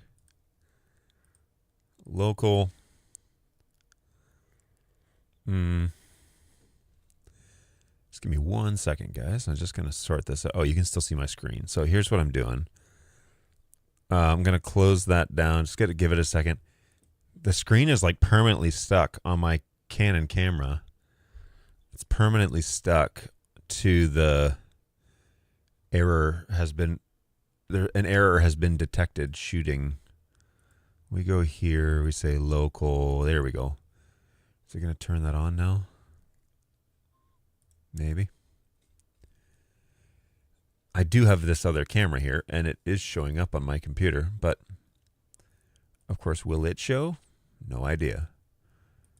Oh, there, it's powering on. Okay. That's weird. It really didn't like that. All right, this will be definitely a different picture whenever it shows up. Anytime, Junior.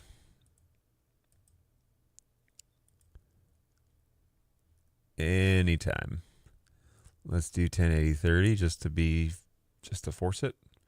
Blue light came on, but camera has yet to actually show up. Let's check out the chat while we're sitting here. I know, right? I have wonderful timing. Ah, this game brings back memories. Hey, you broke it again. When in doubt, buy them flowers. All right, let's try and power off my RP, my Canon RP, and see what happens here. I'm going to remove the battery and plug back in.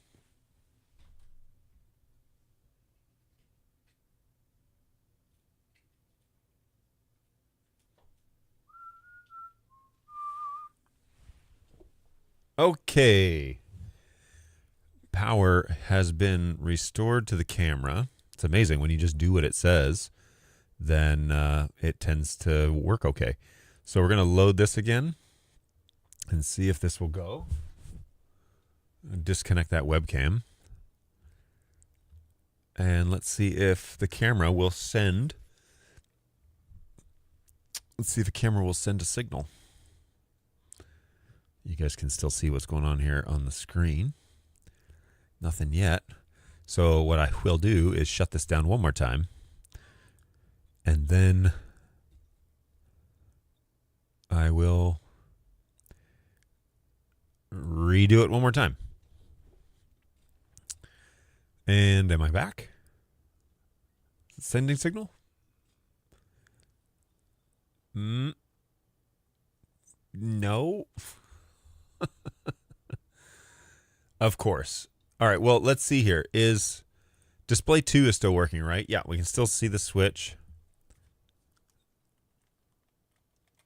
Uh-oh. Or can we? Now what? Something's up. Something is up.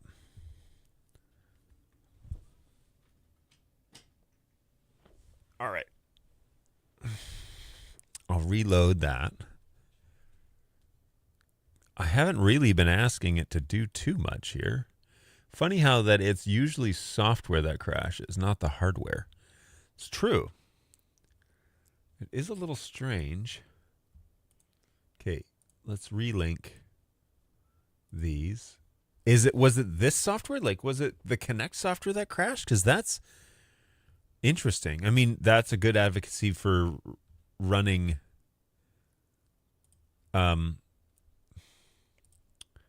like here, if we say camera, right? Come on. What is going on here? If we open the camera app, first of all, do we see me? I'm going to go with no on that one. It does not look like I'm here. If we open, here are the NDI webcams. NDI webcam is the other way, right? By the way. So that's if you have an NDI source, like an NDI camera, and you want to turn it into a USB source. But what I want to do is I want to take USB sources and turn them into webcams, kind of like what the pod promised to be. Okay, so we got this guy back. Good news. Well, this is delayed like crazy though. What's going on here? Or did I? I think it just crashed again.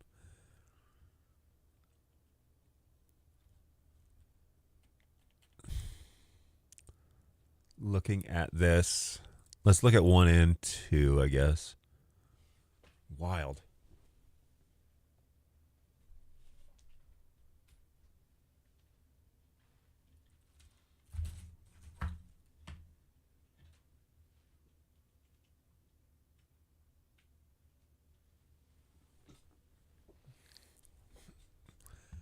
All right, Connect still doesn't want to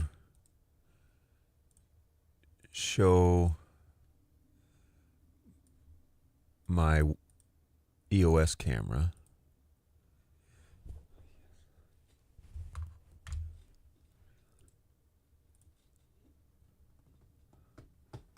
So maybe we have to... Can I open vMix on here? That's probably what I have to do, right? All right, so here we go. Not that one. This one. Wow, this is going to be a blast from the past right here. Bear with me while I figure out how to set this up quickly so that you can see what I'm doing. But perhaps the sources, perhaps that vMix Connect software or the NewTek Connect software is not happy with the way that I'm doing things. And so this will show a very old show. I can actually share this with you. Here's all the former stuff that I used to use on this machine. All right, the first source I'm going to change now to be a local camera. Come on, vMix. There we go. Attaboy. All right, so this is Utility Pro. I'm going to hit OK. Let's give that a second to like figure out what it's doing. And then the second video input, okay, we're going to add one. And we're going to say camera. And I wanted this to be Duo 2. Audio. Video format. That's fine. Say OK. Okay, so this is here. Okay, that's cool. Do you have audio here? Live Gamer Duo. It doesn't appear. Oh, this is just because I'm on the main screen. Go back. Okay, this should be.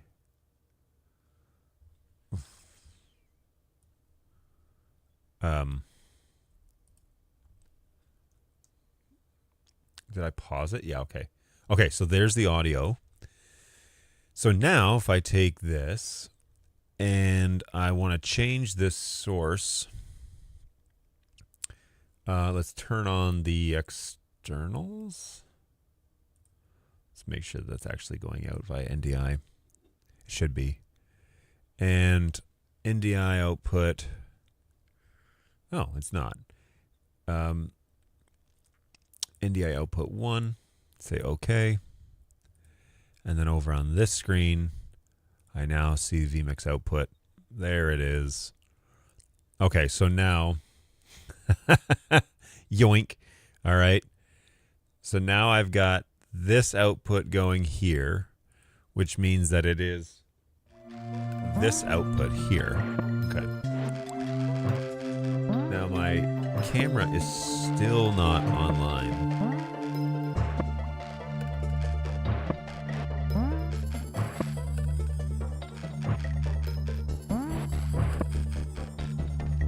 I'm not really too sure why the camera is malfunctioning the way that it is.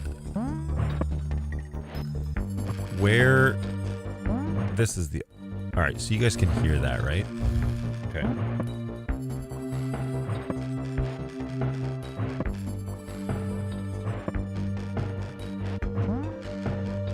All right. Sorry, just checking things. There's a lot of information coming at me all at once. All right, so we go back to this. So we're looking at the original PC, my old PC, and I'm trying to capture my sources locally now because vMix Connect seems to be having hernias when you're using more than one. And so I don't know if this is probably 720. Maybe that's why it's not working correctly. Input default. It's not a 1080p source. It's a 720 source. 30 frames, I believe, is correct. Nothing. It doesn't seem to want to show up. Maybe. I don't know. I don't know what it could be at this point. Why the webcam or why my EOS software just decided to crash on me is beyond me. But since it's crashed, we may just have to restart and hope for the best, unless it shows up here. Oh, that doesn't like that one.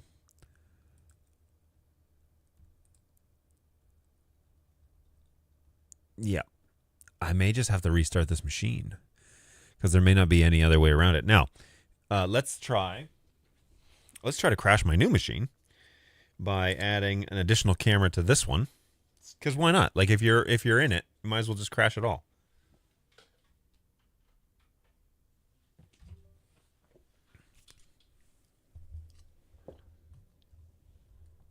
Okay, so this is going to be a really wonky.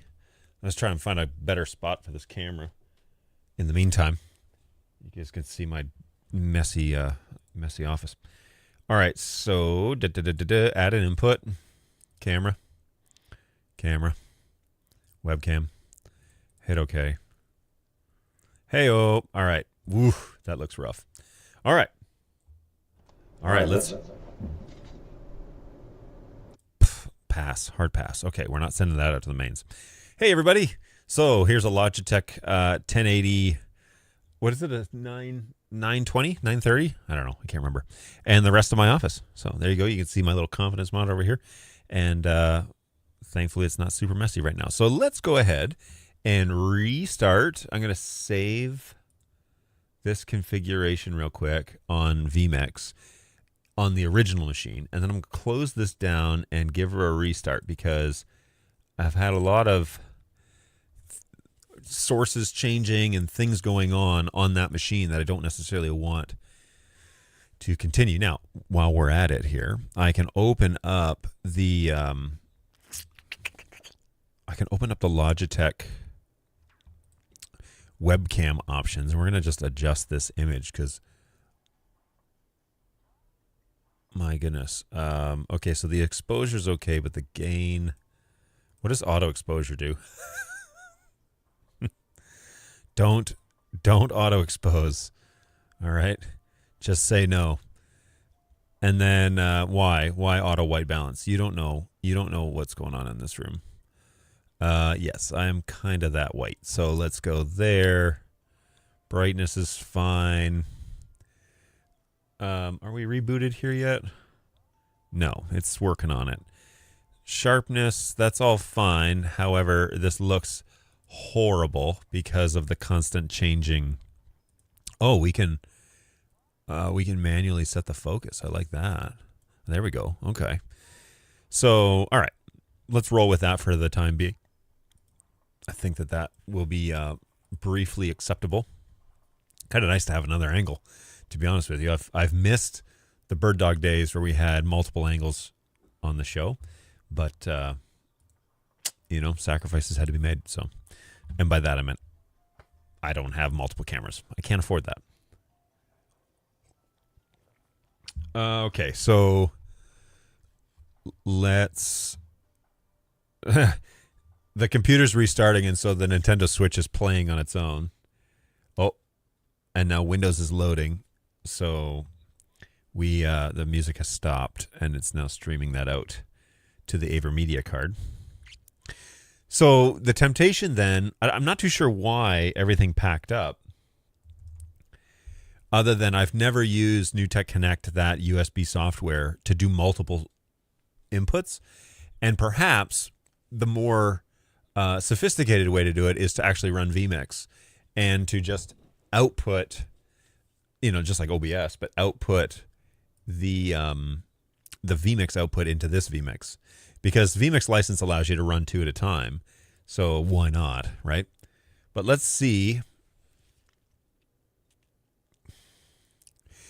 Oh, the other thing to consider though is I would need to output my camera on one output and my game on another, right? Because the camera is also running off of this computer. So there is NewTek software. Here it is. Let's go ahead and close that down though. And then let's see, looks like Gamer Duo is here. So let's change that. Temporarily we'll stop this function. And then camera, Gamer Duo, let's go ahead and see if that pulls it. It does. Okay, so that's good. And what you could do is you could output both preview and program here. So now let's see if the camera can be used. Pro 720, say okay. It cannot. Is it because Connect opened first? What's interesting here, though, is that you can bring in the Duo here, and you can bring it into vMix simultaneously. So that's interesting. And while we are monkeying around with this, that's a Donkey Kong joke. While we are figuring this out, I will pop this in here just to insufficient memory. What? No audio format. Sorry, everybody. Let me just sort this out. None. It's because it's already here, isn't it? That's why. Okay, so Nuts. Okay, I gotta just edit this real quick. Layer this. It's this one instead. All right. Hey everybody. Okay, so now you can actually see me while we do this. Okay, so it still doesn't answer the riddle as to whatever happened to the RP camera. And so we're gonna disconnect that one from the computer.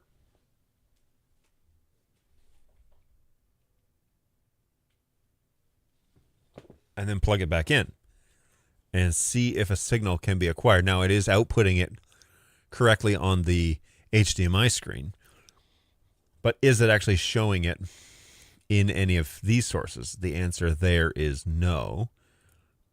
So let's change this. Yes, stop. Let's change this back to,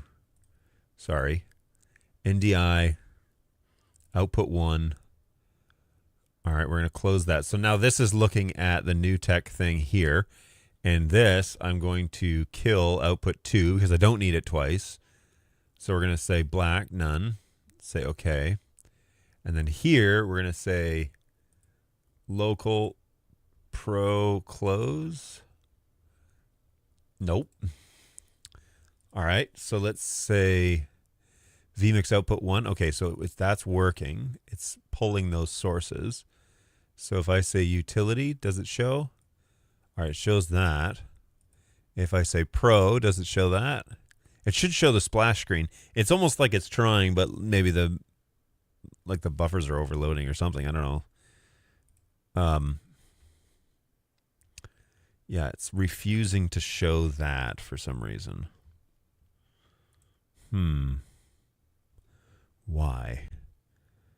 And the other temptation is to bring it over to this machine, but that essentially eliminates the need for this other computer. And I'd like this computer to do all the leverage when it comes to showing other sources. And for example, when we're playing Donkey Kong, I don't necessarily, jump onto the frog. I don't want to have this computer running all of this because I've got dual graphics cards in there that can handle a lot of the processing, and then I've got a halfway decent processor still in there. So it's kind of annoying that this won't connect to... All right, let's kill this. This is now watching that. So if I reopen this, maybe it will connect to the USB source, which seems to require only one device connect to it at a time. EOS Utility Pro. Let's open this and see what happens. Sometimes it doesn't like this either.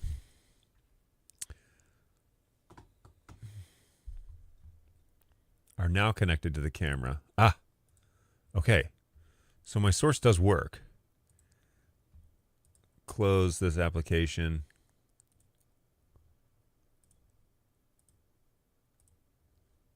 Close this. Come on. You can do it. Not a huge fan. So I bought this camera, this RP. One of its selling features is you can plug it in via USB and use it as a webcam. And I thought, man, it'd be so nice to have, a full frame USB style camera. That's not this. That's not like super wide angle. It'd be really nice to have something like that. And man, it has been a headache. It really has. Let me try directly plugging it in. I am plugged in over an extension cable. I doubt that's it,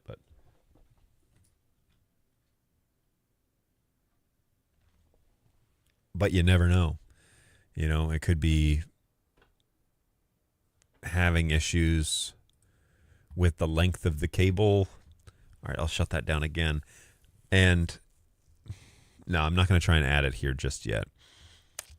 Let's go. I should put this camera though, like over here, right? Like I could make it work. This little USB just to give a secondary look, but who knows? I could make it work. I have an R7. I'm very happy with it. I don't think I'd bother with the EOS camera stuff. It seems pretty janky.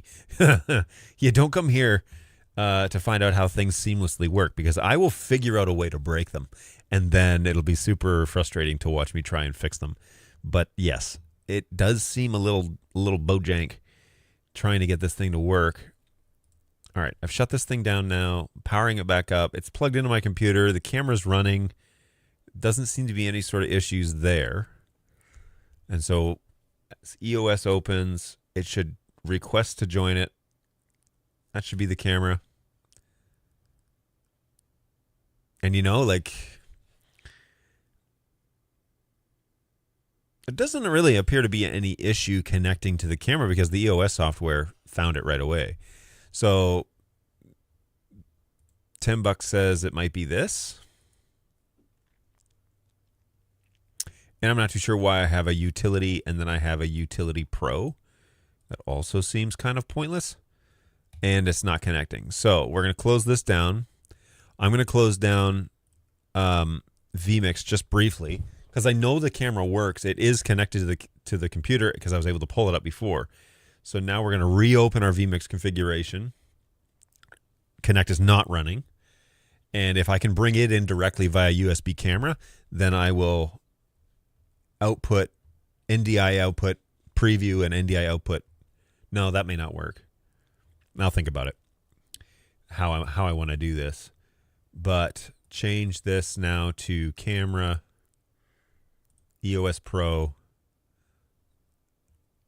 Why is there not just like an auto input? It really should just be auto.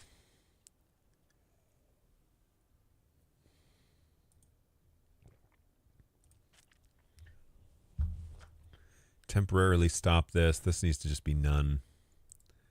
Camera.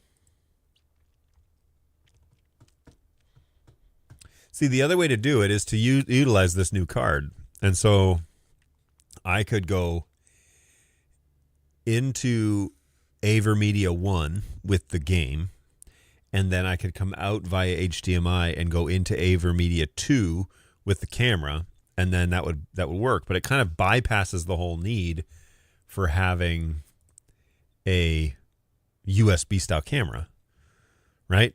Like the other stupid thing about it, which here now I'm going to get up on the soapbox. The other stupid thing about it is that Canon limits the input size to 720 if you're not paying the full, like you have to pay for the 1080. Canon, like when the RP launched, they launched it without 24 frames, right? Because they were reserving that for their higher end cameras, and like the world blew up because they're like, why would you launch a new camera in this day and age without a proper 24 frames, which everyone uses? And they said, oh, because it's reserved for higher end cameras. And then they backed off of that and said, my bad. We'll enable it. So shame on them because they didn't do that. Okay, I gotta fix this because this is messed up now. So let's just pick a random camera source that's nothing. Go here and say okay. All right, now let's reopen Connect. Again, I don't know why Connect is not seeing it as a source when clearly it is working, because we can open up the utility and see it. So here, what is this? Show or hide the UIs. Here, local EOS Pro. That's what I want. Video format, auto detect. Yeah, okay, so that's that. That should be working now. Plug it in back the way that it was without the... Plug it into the USB extension cable. That is the way that it was prior. And nothing. I got nothing. Nothing on video 1 because that's set to black. But then, yeah, this has been a headache, man. Like, this is brutal. It should not be this difficult to plug in a USB camera. It's not even like the USB. It's USB-C. Like, it's pretty simple. You know what? I did receive a USB-C cable from in the care package. Has nice Bird Dog branding on it. Branding's always been really nice from Bird Dog. So we're going to unwrap that. I don't know if this cable is going to work either. but it could be better than what I have.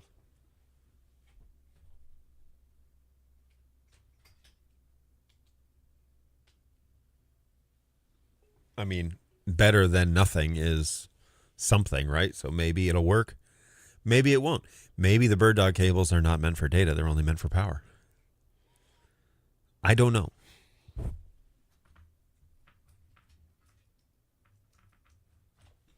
I'll plug it into the USB. That goes back to the USB ports on the back of the motherboard, because those ones will have proper power. And still nothing.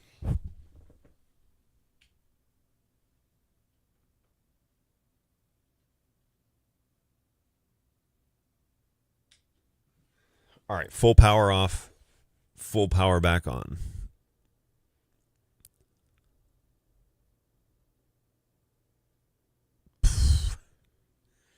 What a stinking disaster, man. Well, the temptation is to try it on the other machine and see if it's just the computer that's having an issue or not.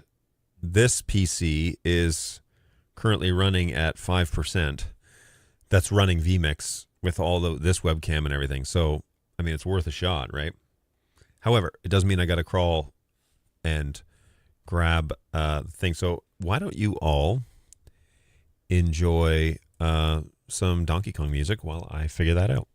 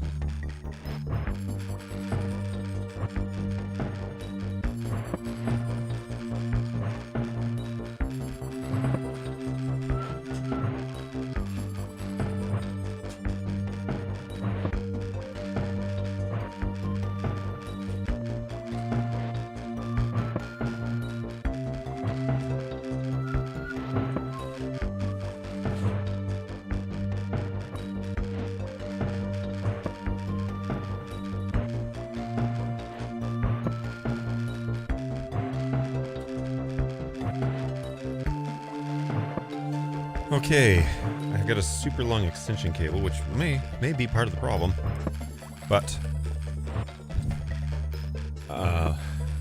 hopefully not. So we're gonna go here and change. All right, let me show you what's going on here. So this is not this vMix machine. Whoops. This is this vMix machine, which is my current one. And here, I want to change the source to local camera. And this right here, I don't think it's 1080. So I don't think that will work.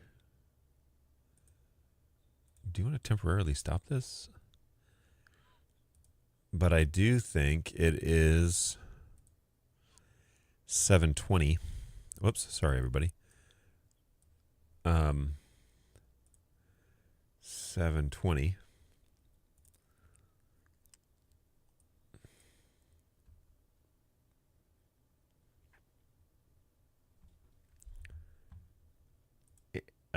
Interesting. Camera app.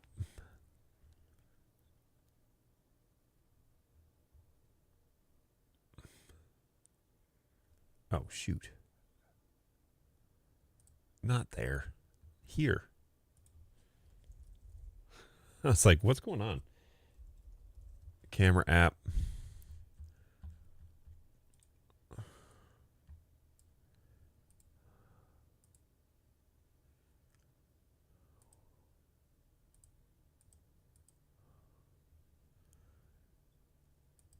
A whole lot of nothing going on. And a different app is already using this app. I beg to differ. I beg to differ. We can close this down. Try and do this in front of you.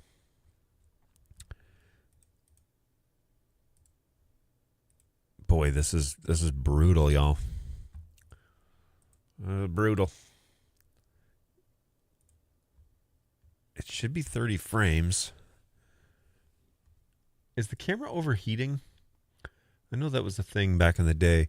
It doesn't. No, the camera is actually up and running. Like I can see the HDMI signal coming off of that camera because I have a confidence monitor on it. So I know the camera is running. It's something to do with the connection between the camera itself and the computer.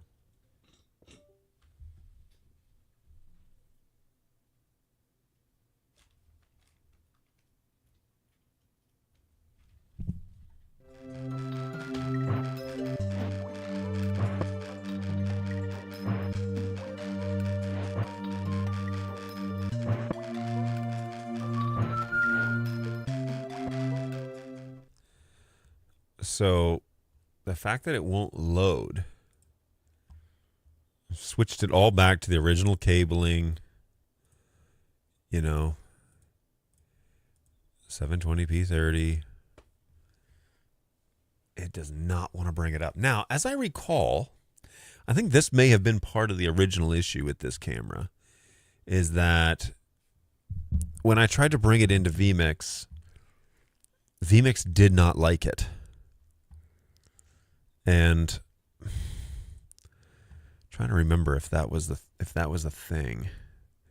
Like, didn't know what to do with it because it was the wrong size, maybe?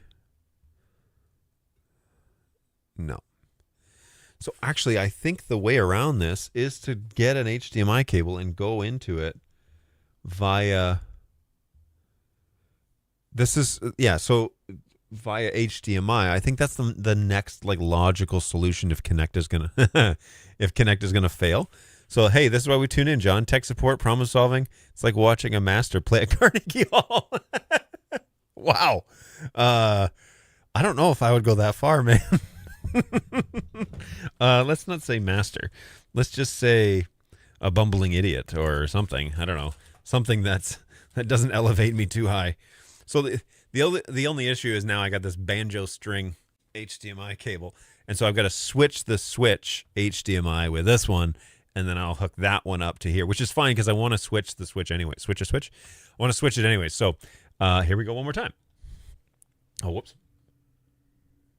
No. There we go.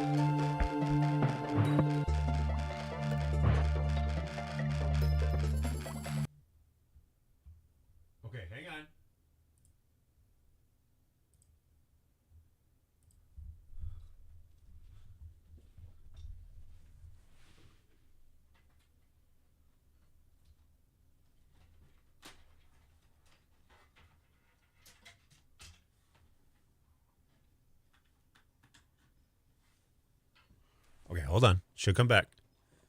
She should come back in just a second. Come on. Yeah. Okay, cool. Okay, so now I'll explain what I've done in just a second. If by Carnegie Hall you mean an unplanned dumpster fire, then absolutely. Ouch.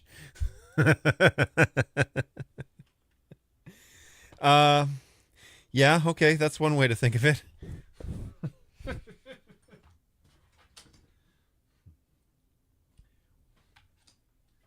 You are not required, by the way, to tune in if you genuinely feel like it's a dumpster fire. Or maybe that's why you're tuning in. Now, there's an HDMI out on my confidence monitor. I'm going to have to move that.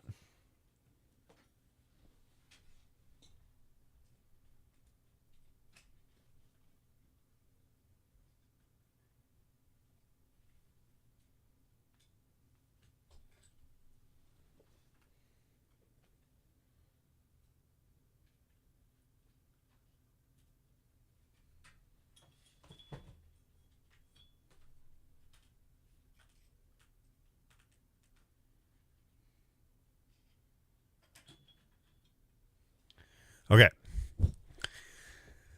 All right, so now we're going to leverage this AverMedia one more time.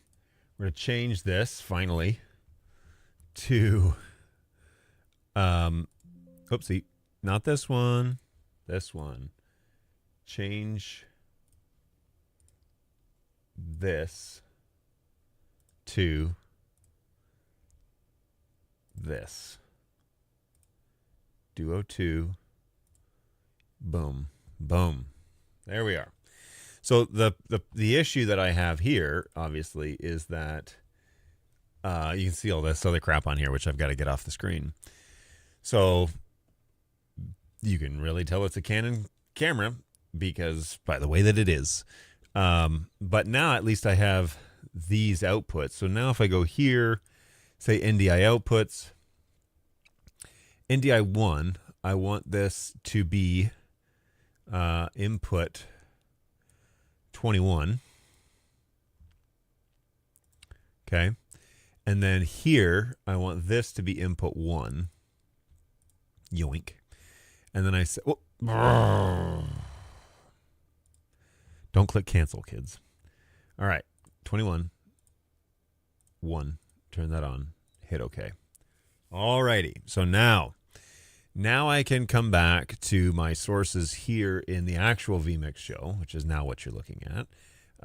And we can say my camera, change it to camera 1, sorry, NDI sources, vMix output 2, which is, I believe, what my...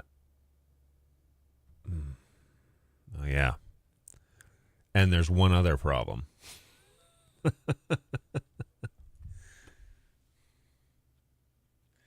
The other problem is that if you're not using it as a webcam, then it auto turns off.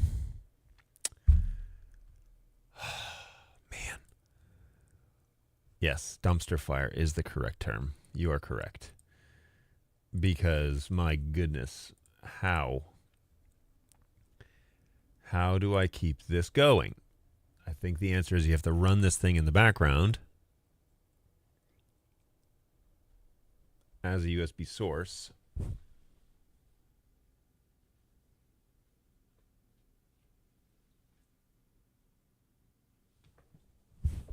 Power it on.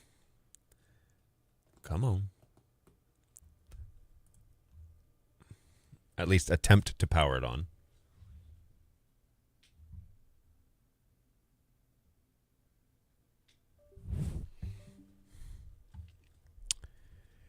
Canon RP. Oh, because it's plugged in over here. My goodness.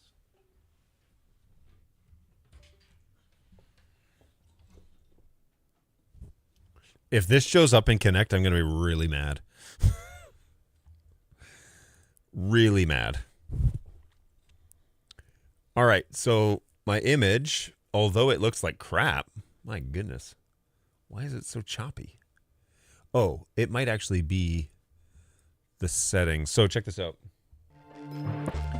So this is now my Canon camera, but it looks like I'm dropping frames. Now that might actually be inside of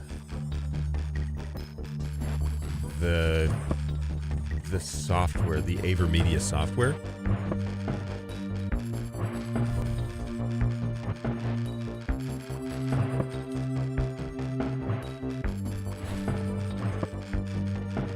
Fire dances are a big hit in some cultures. It warms my heart to watch someone else experience what I experience regularly. Misery loves company.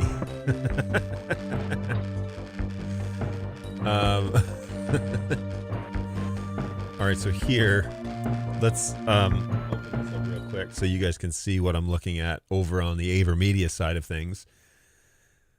Also, there is audio coming through, so I don't want that. I don't want any audio on this side. Recording quality, that I don't care about as much. This is what I wanted to see. Auto setup. 720 refresh rate. All right. And then what's the output on the vMix side? This external NDI sources. Let's just check this. Audio channels. It uses encoder. 2 megs. Quality. Not 2 megs. We're going to go EVC 8 megs. Or is that all? Wait, is this audio? Say okay, okay. All right, is this any better? Not really. Man, I could really use an NDI camera right now. You know? So this would be a lot easier.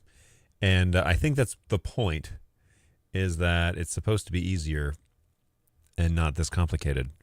But when you're not flush with cash, and man, like, it's almost like it's like 15 frames because it just doesn't look smooth. It doesn't look right. Whereas compared to this camera, you know, clearly, I wonder what the HDMI output on the viewer screen is, you know. The camera overlays are on, which might also mean it's a low res image. It's true. I tried to use this earlier. Like, I tried to set it up earlier this week when I got this AverMedia card. I went into the camera and I changed things and said, you know, make it 1080p output and yada, yada, yada. And it didn't seem to really... I couldn't get the... First of all, I couldn't get the autofocus thing to shut off unless I went to manual focus. And when I went to manual focus, then I couldn't get it right. So I want the autofocus on, but I don't want that little square on there. So I was trying to figure out how to fix that. The camera's still running, which means that I wonder... I'll be so annoyed. Okay. I was going to say, I wonder if it's on here. But it's not. It's detected by the software like it's attempting to do it. And maybe there's a high chance that I've done something here to really mess this up. But it seemed weird that halfway through my demonstration of my switch, you know, with the AverMedia plugin, that all of a sudden the camera quit. And I guess, I mean, in an effort to make this, where are we here? Here, I could just swap out this layer. So go layers, forget this camera for now, do this camera. And then I could just,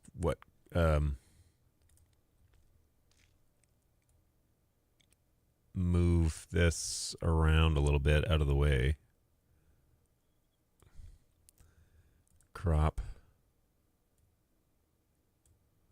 Hang on one second. I'm just going to fix this real quick.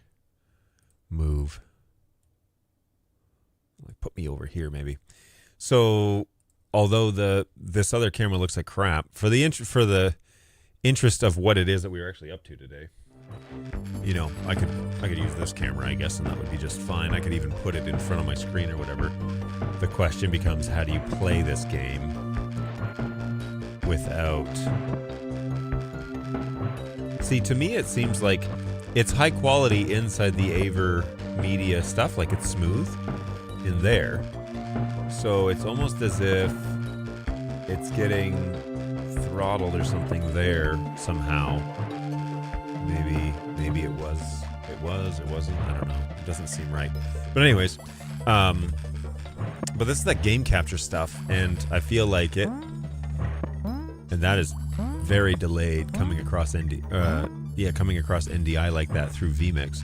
So what I would do in this instance is on my other machine, you could either open NDI and watch the vMix output, on this computer, and watch vMix output 1.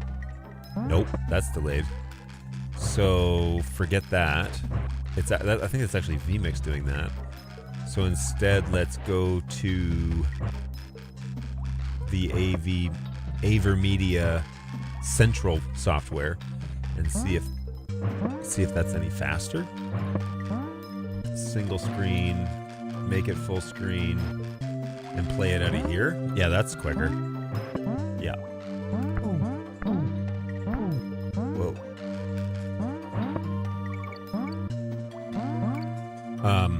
So is there a way to make this full screen?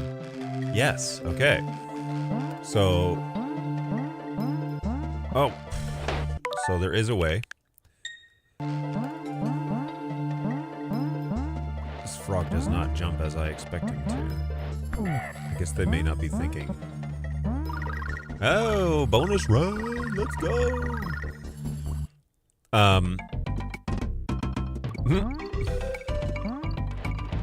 Oh, I can fly.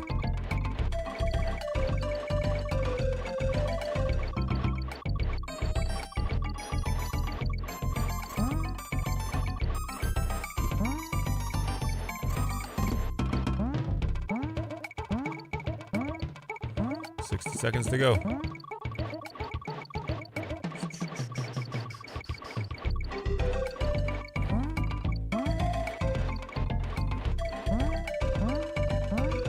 Wait, there's another place over here? Oh my goodness. This is a good brain break from those issues we were having earlier. As they say in the elementary school world. Okay, 305, not too bad, not too bad. Hey, what's your shutter speed on the camera? Shutter speed on the camera is now off, so I have no idea.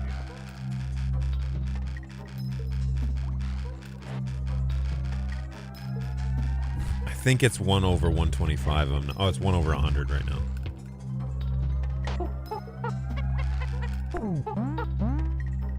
How is Donkey Kong in the barrel when he's following me? Alright, well, this is a little easier to control anyways.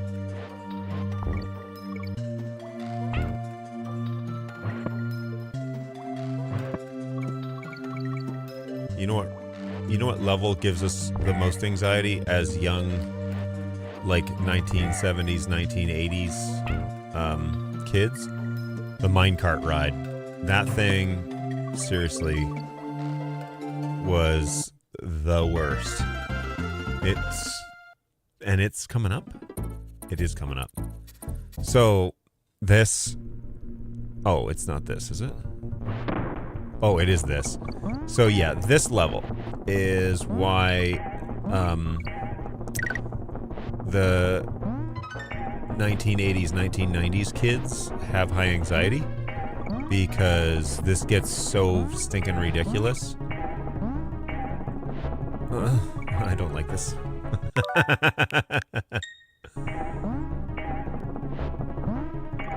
It just kills you for no reason. How are you going up that steep hill? Right? Anybody else? Anybody else have anxiety? Anybody watching this having anxiety right now? No! I knew that wasn't gonna work. What?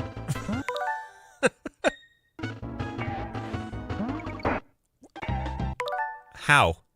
How am I supposed to jump over that then, apparently? Apparently not too early, not too late. What? Get out of here! Now! Hey-oh! Now! Yay! Okay, so we figured it out. Nope. Nope, they both died. 1, 2. I pressed the button, man. Get out of here. Nope. Constant death. Okay, so hey, this AverMedia thing is kind of saving me a little bit, and also I'm kind of getting frustrated with my Canon RP. The camera itself is really great when it comes to, you know, the camera is great when it comes to making video, taking pictures. The Canon RP, thumbs up. But when it comes down to usability, like getting it to do what I need it to do, how do I get out of this? Okay, here we go. Getting it to like be an actual webcam, it's frustrating, man. Like it is so look at this. It is so stinking frustrating, and I cannot figure out what it is that I have done to cause this thing to give me so much grief.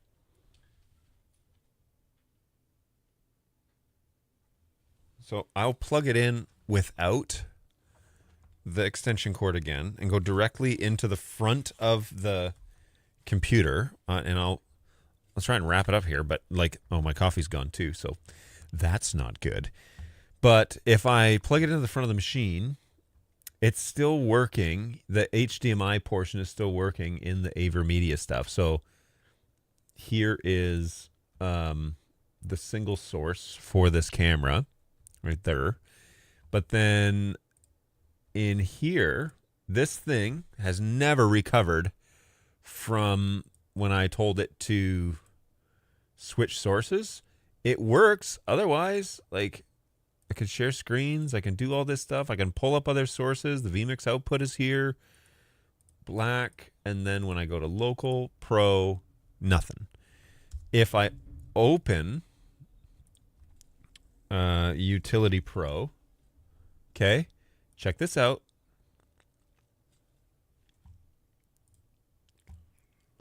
Not this. Look, Utility Pro. Your audience is waiting.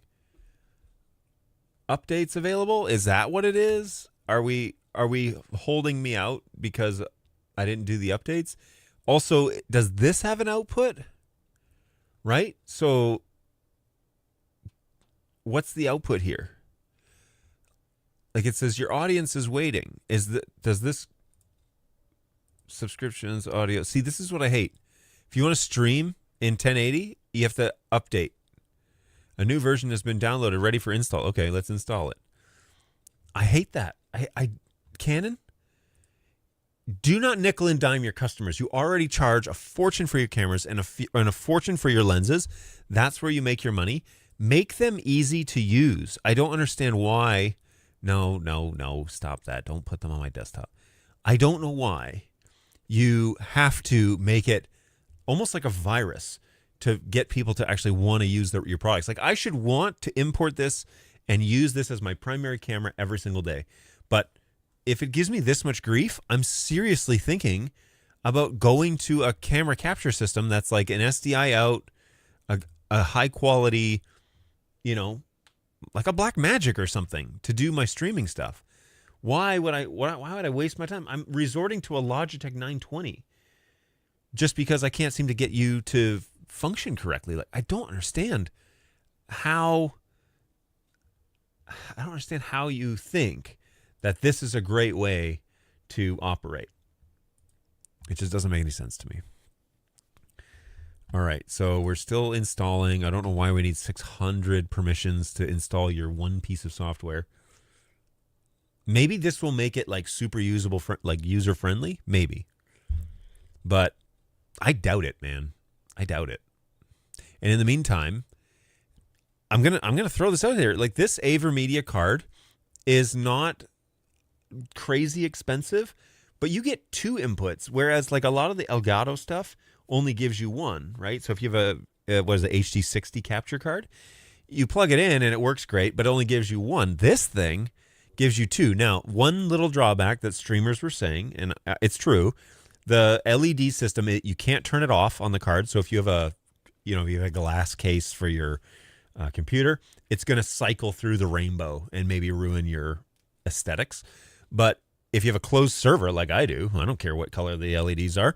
I put it in there and it's running and it's working just fine. So, okay, yeah, got it. Keep going. Oh my gosh. Now I need to turn this off. Now I need to turn this on. Now I need to turn this off. Now I need to turn this on. Okay, close. Just install this thinking. Okay. Is it saying your system, choose to continue, a reboot will be required? So stupid. Windows, you suck. You suck, Windows. And you too, Canon. Not a fan. Not a fan. So we're going to have another reboot. And then I won't actually know if this software, you know, while it reboots. Oh, no, I can't because the card is in there. Now, you know, I'm kind of happy about the way that at least this 1080p Logitech looks. It's 1080, first of all. So that's awesome. EOS Utility Pro plugin has been installed. There's a new Stream Deck option. Wait. Oh. That's kind of cool. Okay, but I don't need that. Okay, we're finished. I will plan to reinstall later. Or restart later when I'm ready to restart. What is going on here with this? Oh my gosh. Wonder why my CPU is maxing out. All right, so if I turn this camera on, this is the source from the Duo, which is it turned off because I wasn't using it. But if I turn on Connect, will it come back? Who knows? Well, who knows? Oh my gosh. The coffee bag fell over on my keyboard and it opened Copilot, which is like the only time I would ever open Copilot on this computer. Again, what I was saying about viruses, that's how I feel. All right, so it's going to require a restart in order for me to do this, which is silly. So dumb. All right, restart. We are in a restart right now. All right. Well, one of the things I was going to chat about next week was about the way that I have the new format layered for the welcome and exit screens. However, they're currently not working because the sources are wrong. So if I go here and say, where is it? vMix, this one? Is it this? No, that's input 1. I don't want to change that one. Stream is starting. Camera 1, desktop cam 1. Blurred. This one, blurred camera here. Change source. Cameras. I'm just going to end up changing it back to my Logitech, I guess, for now. Camera source, then this guy. Say okay. Close. Can't do it because too many resources.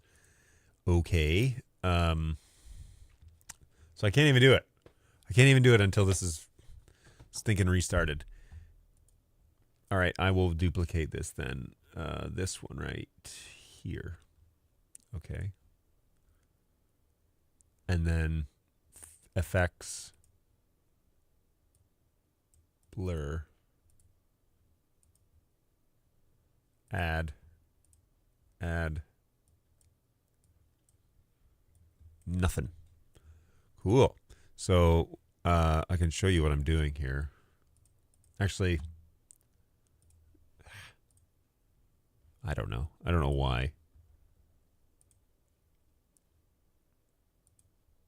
The effect doesn't even work. Fun. Fun times. Okay, well, anyway. Here's what I'm looking at. So I had the old camera. Oh, look, I'm getting that error again. Please reinstall the battery. Computer's up. It takes a while for this old fogey to get going.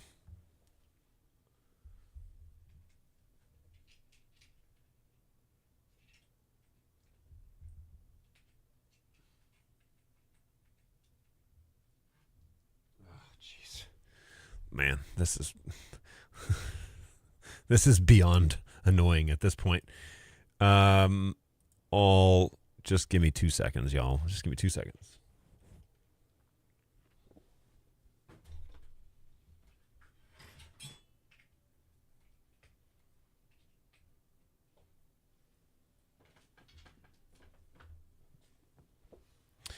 Okay.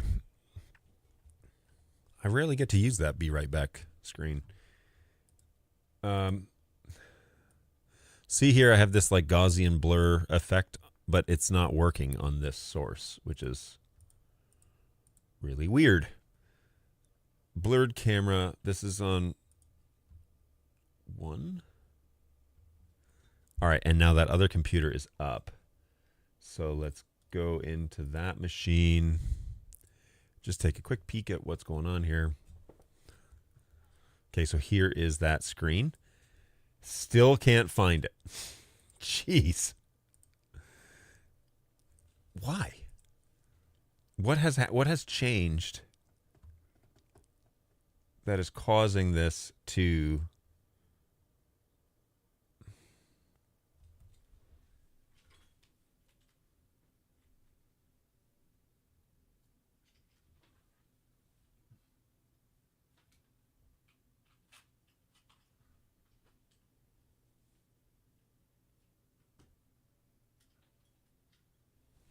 I just don't know. I don't know. I don't know what's changed, what's happened here where we can't seem to get this camera. Stop it. Can't seem to get this camera to talk anymore. And it appears that I am getting a new error on that machine. And so, for example, something's up here with this guy. Or if I say camera, oh, look at that. The Duo is not even on here right now. Oh, man. Turn this on. It's not showing up as a source.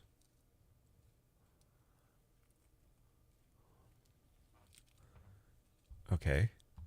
And then we had vMix running, right?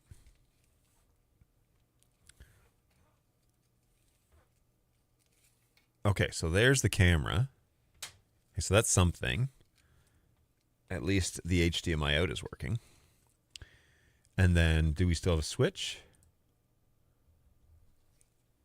Switch is maybe still here, right? Come on, vMix, you can do it. It's really not vMix. It's my computer. All right, so there's that.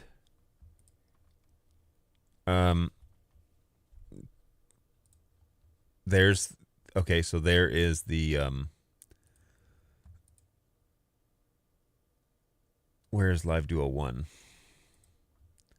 Maybe this didn't save, and so that's maybe why. Camera. Live Duo 1. Say okay. There it is. Okay, so that works just fine. So again, AverMedia has been functioning without a flaw. As far as I can tell, we had a little music issue, but it should all be here. And then the, if I share, let's just switch this real quick. Right, this one. Okay. And I say externals, I say this is probably all reset, of course. Yeah. So first one I want output on 1, and then this is now randomly number 22. So, oh, whoops. Here, outputs 22 is fine, but this one needs to be 21. Okay, so now this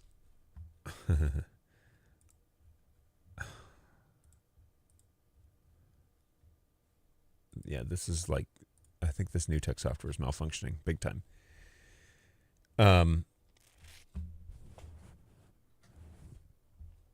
Okay, here comes the camera again. Plug it back in. No idea if I don't know what the magic secret is to get this to work. But gosh, that's frustrating. Utility Pro. It really hasn't given me this many issues until now. Like, this is now the major issue that we're having. Okay, so, but inside vMix, you know, I'm able to kind of layer up here and show these sources as the real deal. And so,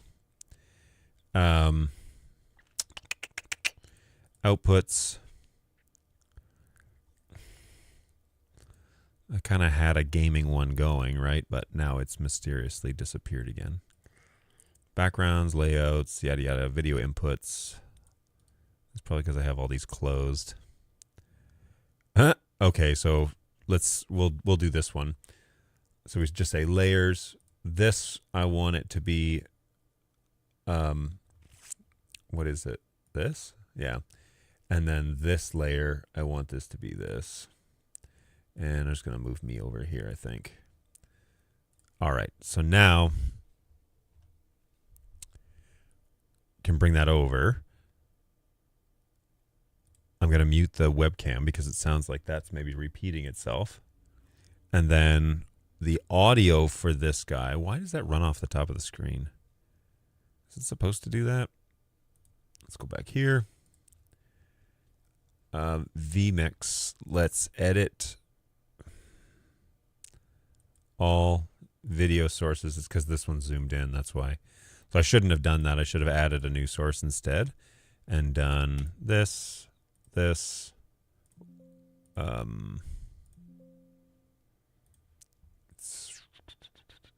this here. Here is where I should have done that.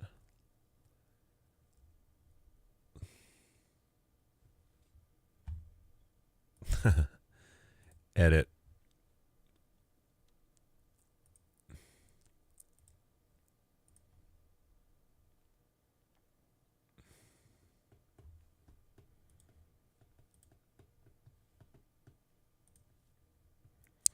Yeah, this is like, it's just so brutal to try and get it all coming across the same.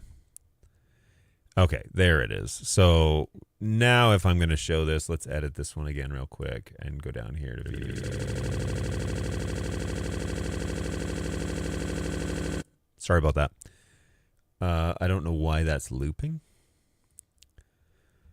but you can't hear the audio from there. It's like it's looping back on me. So AverMedia here. This playing it all. Card, live streamer, refresh rate, 60. That's all good. Hear the audio. Oh. I can hear that. Can you?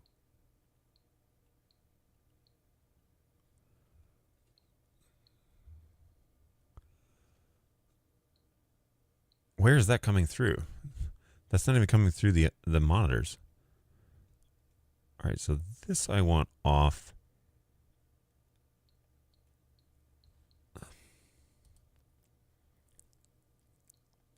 It's very slow. Let's play some tunes or something through here.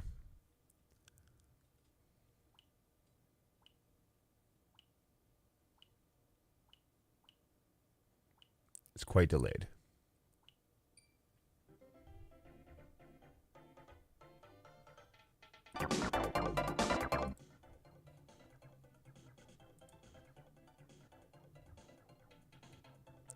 Ah.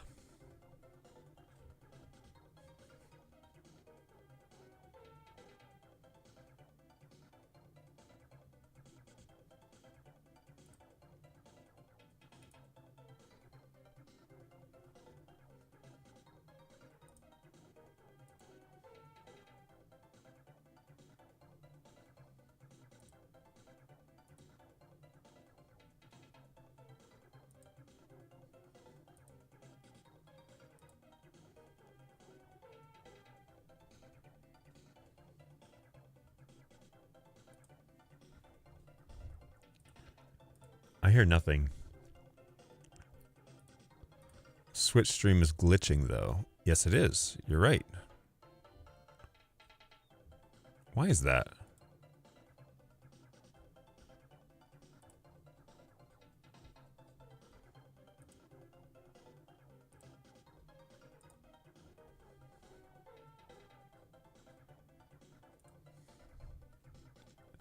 Whoa.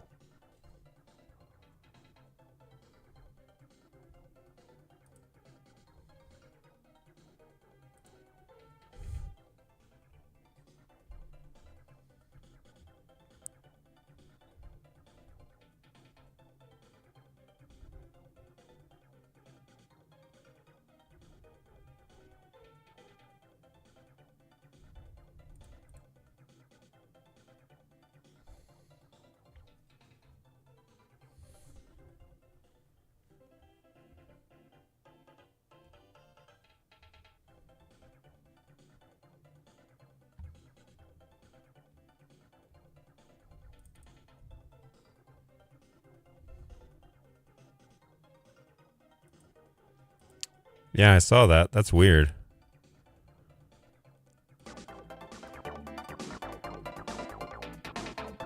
Can you hear it now? I guess I gotta listen in, see what's going on here.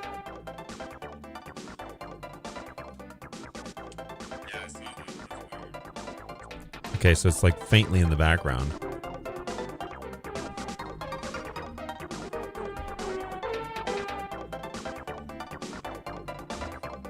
No sound.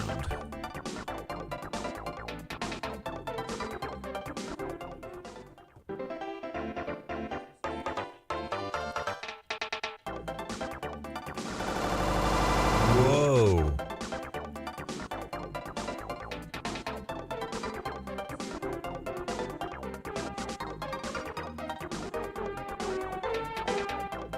Check, check. Okay. Yes, I can hear it now. I can see and hear just fine. It's better image-wise, just no sound. Okay, so this is so stinking challenging to figure out. I'm gonna, now that I'm implementing, okay.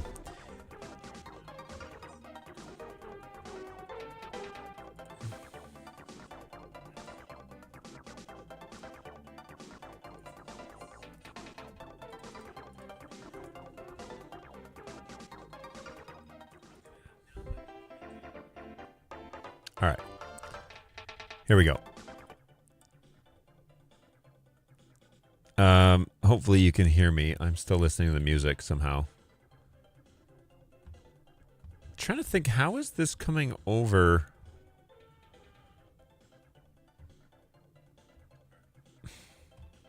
Hush. All right. my brain hurts. Trying to figure out how I can hear that computer because it doesn't have any speakers hooked up to it. So it's coming over via NDI somehow, but I'm just not sure exactly how. So, all right. I've made a total mess of this, how it was organized. Total mess. So I am going to have to figure that out and kind of reset because I've got this camera now acting as a primary. This camera will not, for whatever reason, will not connect to either of my machines and show up as a webcam through the EOS Utility Pro webcam option. I am going to attempt one more thing on this, on my main machine, and see if that doesn't, if it doesn't show up, but I highly doubt it. So we will plug it in, and it says select what happens when you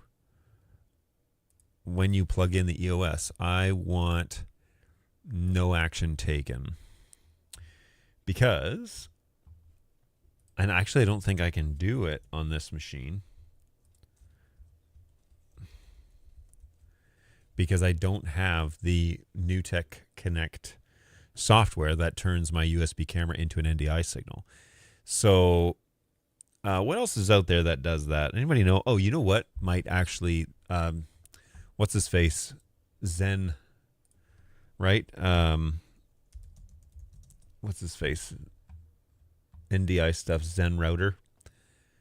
Let's see what he's got in terms of utilities, and I will show this on a screen that we can venture together for a minute. All right. So Zen router and remote panel. Let's see what sort of audio he has here. What sort of options he has here. Tone gen, receive transmitter, background gen, generator, slideshow, cutter, and bug loop. Okay, that's not really what I wanted. Software.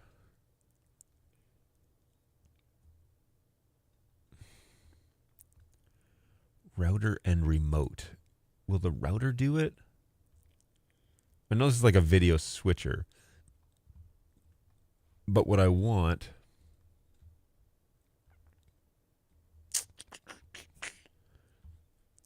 is... I thought he had a program that would do this. Downloads. Drag and drop view. Signal generator. Gradual background generator. Graduated.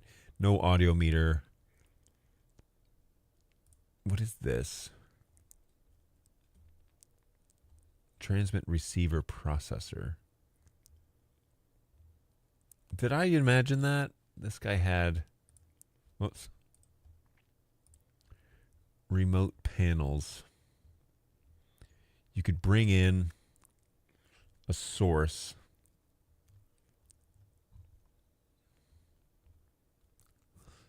OBS with an NDI plugin can put the camera on your network. Not if OBS, though, has the same problems that vMix does in even seeing it as a source. Because that's what I want to do on the other machine, is I want to bring it in as a local source, a local camera source, but it seems like the utility app is really interfering with that ability. So, and I'm not really too sure why,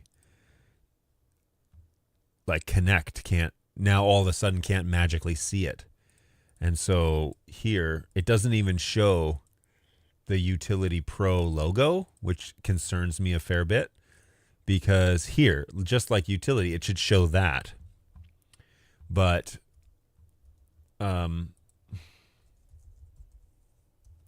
Utility Pro, if we open this application, it works, which I think is a little strange, right?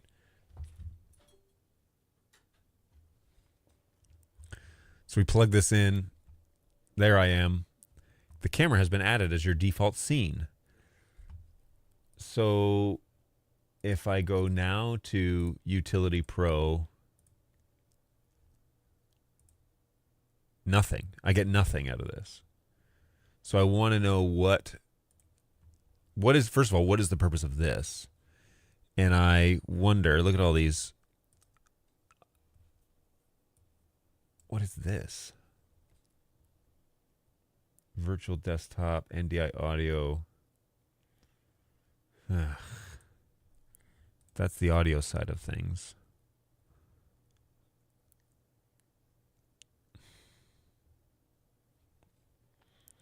Yeah, this is maddening. Does this have an output? Run EOS utility on startup. So if it does have an output, you know, then it should show up here. Now I just started that, so maybe I'll restart Connect and have it search again for the actual options.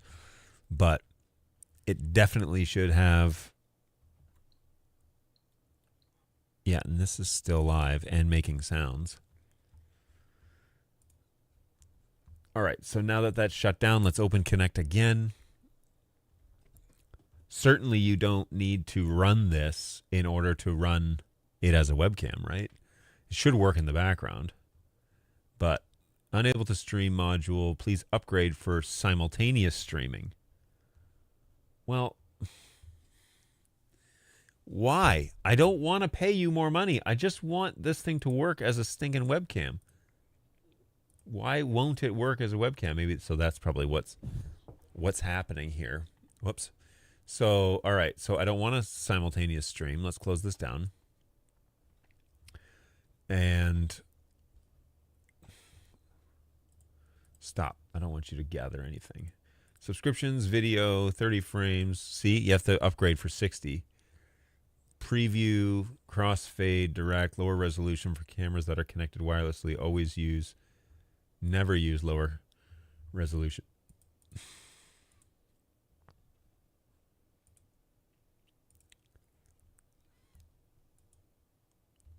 Enabling settings this allows the compatible Canon camera connective as an individual video source. Let me guess. If you do not intend to use third-party software with multiple Canon cameras, you can leave this option disabled. Do I have to upgrade? Let me guess. Canon. Please upgrade, right? Canon source. Can't add another source.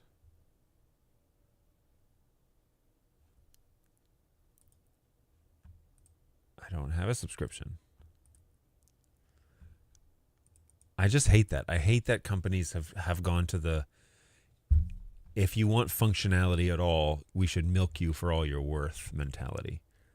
It seems so customer backwards is what it feels like to me. You know? All right, stream to end stream. Oh.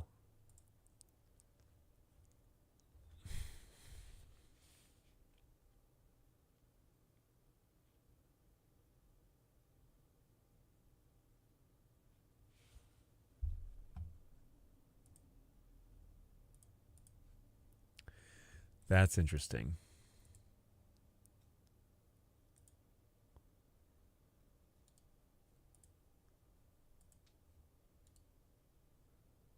Module. All right, end stream. Let this take precedence. That's what I want. Okay, so maybe maybe the utility manager in some weird way is loading and is running, which is causing my camera to not run. So there, EOS utility, end this task.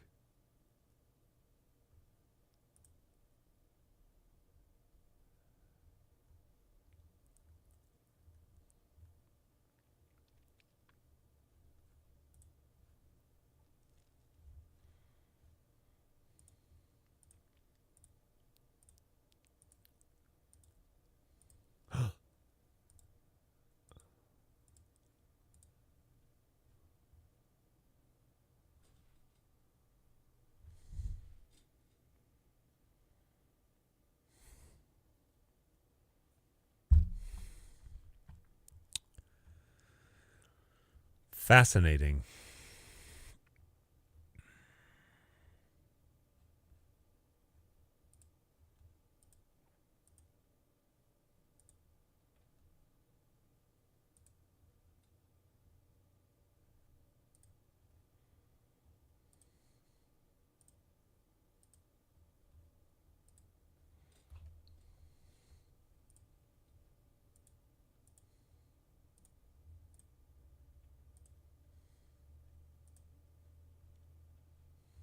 All right, so where is this now? This is Duo 1. So can I overload this thing again and try and get it to take Duo 1? Because please stop all recordings and oh, whoops, that was my bad. We're still streaming, right? Yeah. So let's close down vMix. I'm going to discard changes. I don't want to save those. And then here, I'm going to turn this off. Okay. Is this just the...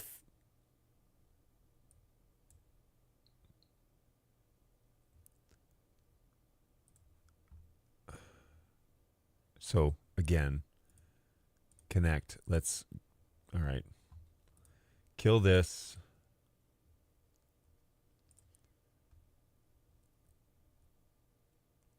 Load this.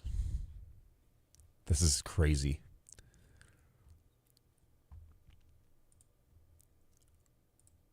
All right, from here, I just want to change this back to NDI out 1. Hey, oh, there I am. Okay. So, and there is out 2. All right. So let's close down this. Let's close down this. I don't need these. And then my main camera is now back. Howdy. How to break a stream midstream. And then my desktop cam is here. I'm going to change the layers on this to be back to this. Okay. So now I have this source again. I'm going to leave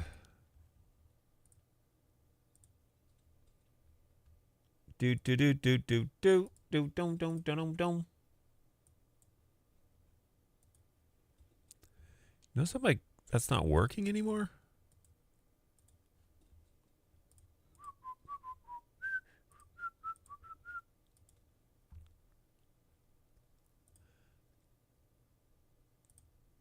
Oh, that's why.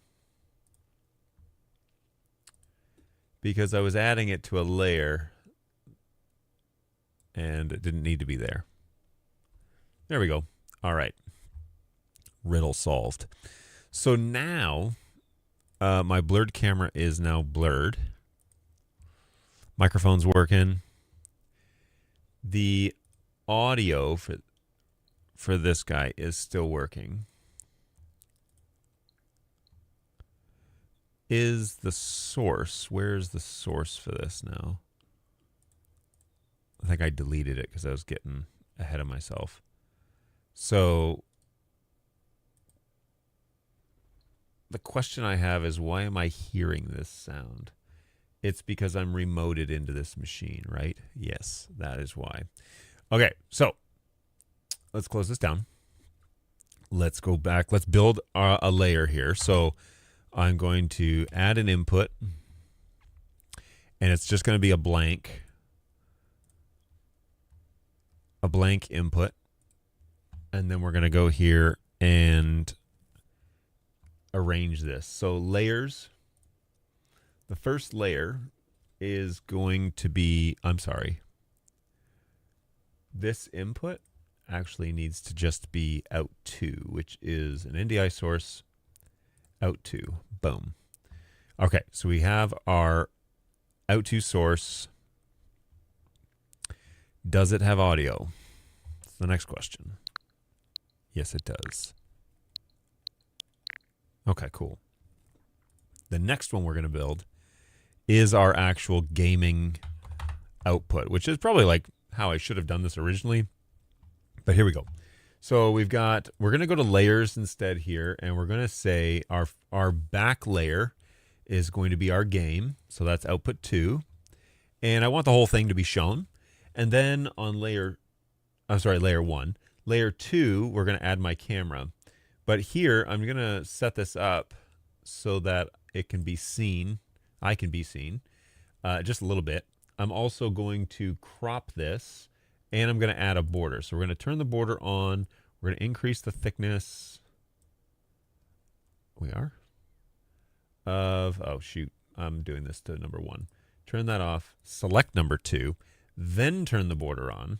And then increase the thickness here. So I want a little outline, but I really want it to be a little black outline, like the one that you're looking at right now. See how there's a little black outline around my picture? So we'll go crop, and then we're going to bring this in right in front of my face, basically.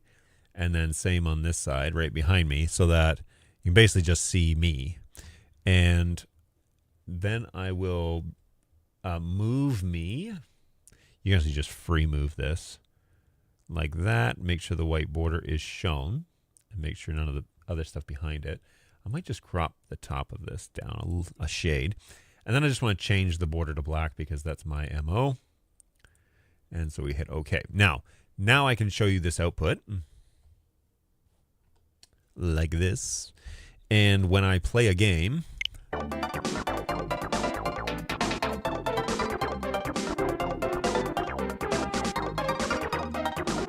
you should be able to hear it just fine. So we're going to go back to the main screen, and we're going to kill this. And the last question is about how responsive, like where to play the game, right? So this one, oh, my camera's over here now. So this one goes into the AverMedia card, and then it goes from there. It captures, turns into NDI, comes over to vMix. So in this instance, is it fast enough to play over NDI? I don't think so. We could check out some of the NDI signals coming across here. So let's maybe do that real quick. If I log into that machine, let's just see. No, actually, I don't think I can change any of that here. There's no way to change like the encode speed on any of this. It's very basic.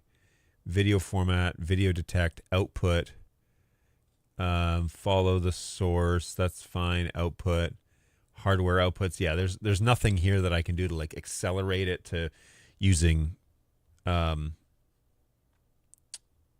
EVC or anything like that. I'm stuck with it as it is. So I will leave it for now. And I'm sorry I didn't show you any of that. So here, there's nowhere in here to actually change any of those settings. Even if you go output, there's no way to change anything. So that's fine. So the way that we might watch the game then is probably in here. And we can make this full screen. So this is the actual capture card. And so while I'm playing, I would play here, and this is quite responsive. Now you can't hear the sounds coming across because you're not watching the input, you're watching this over on my other machine. So if I move this over and now we play a game, you can first of all hear all that, right? And where is, here we go. Whoa.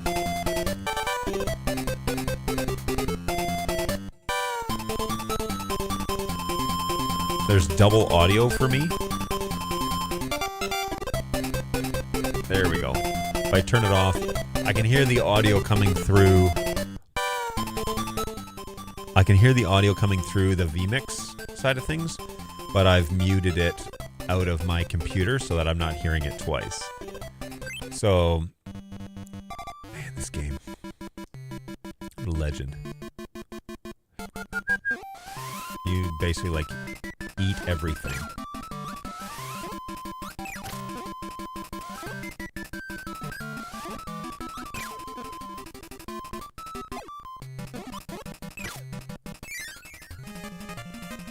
This is health. I don't know why health comes in the shape of pop cans, but it does in this game.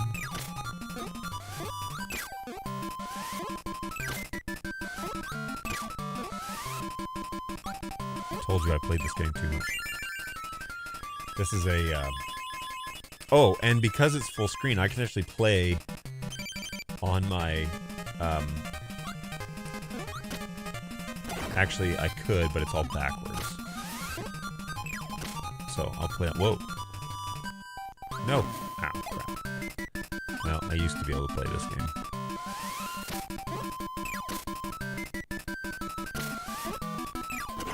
There we go. Yoink. Yoink. Alright. What happened here that I spent like the better part of an hour? This stinking camera. and I think I know what it was. Now that we've had time to digest, when the EOS Utility Pro is running anywhere else on the machine, it basically voids the camera input from the EOS unit. Like, this image is I don't know, 10,000 times better than the other one that I was just running, but you don't actually have to do anything with these guys. You can just bypass all of this. So the image, I think, looks so much better, even though it's 720. Oh, whoops.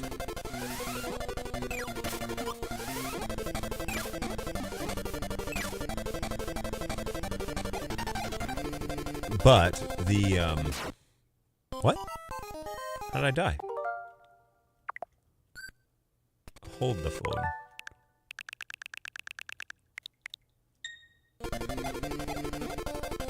I don't know what hurt me there. This is how you beat this guy.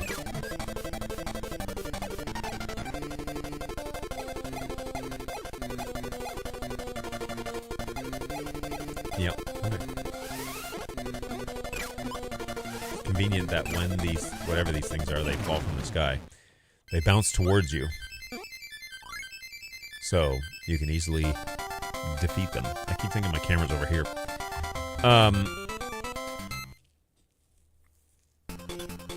Yeah, so, this setup is sweet because it basically, I can see everything. I don't even need to have,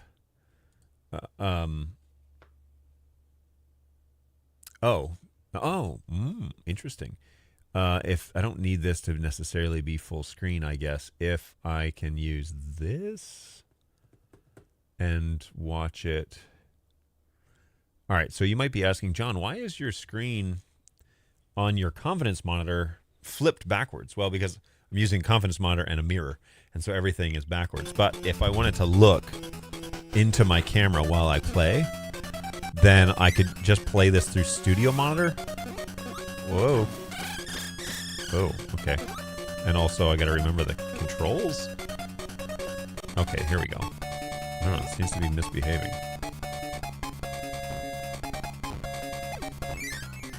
Alright. Whoops. Back. Yoink. Where am I going? Where am I going? And why am I forgetting how to play here? Okay. Okay, jump is there. Ah. Copy. Got it. Whoa, and like, as soon as I switch to a different screen, then I'm like having all sorts of issues. I wonder if it's screwing, the delay is screwing with me a little bit. I don't know. I don't feel like there's much of a delay. But, you change one thing and then it doesn't seem to work right.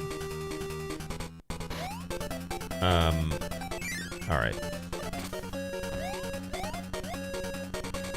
Whoa.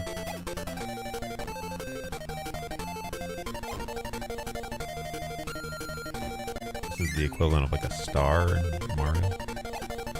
Just run underneath all of them.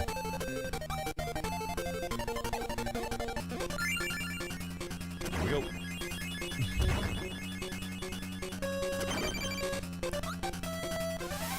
Alright. Whoops. Ow. I feel like I'm pressing all the wrong buttons here. No, why did you turn around?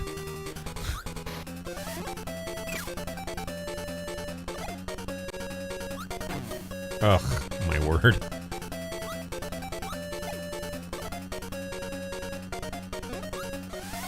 There it is. Okay. Gonna need some health here.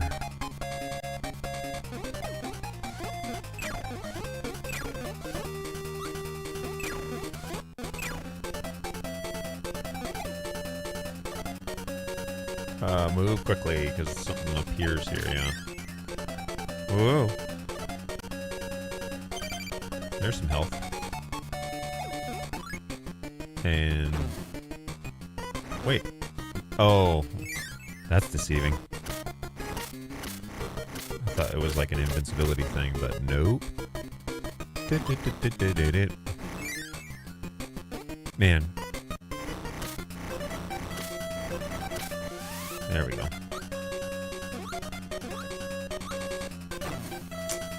Oh my word.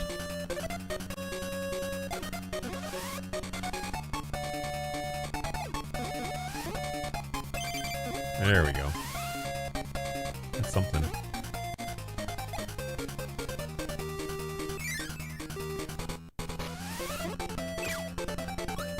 Did he hit me? Yeah. Okay.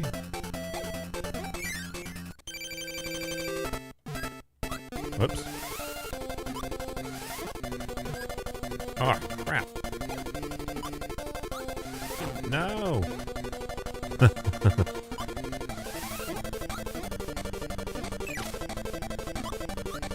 Uh-oh. That's gonna be a problem.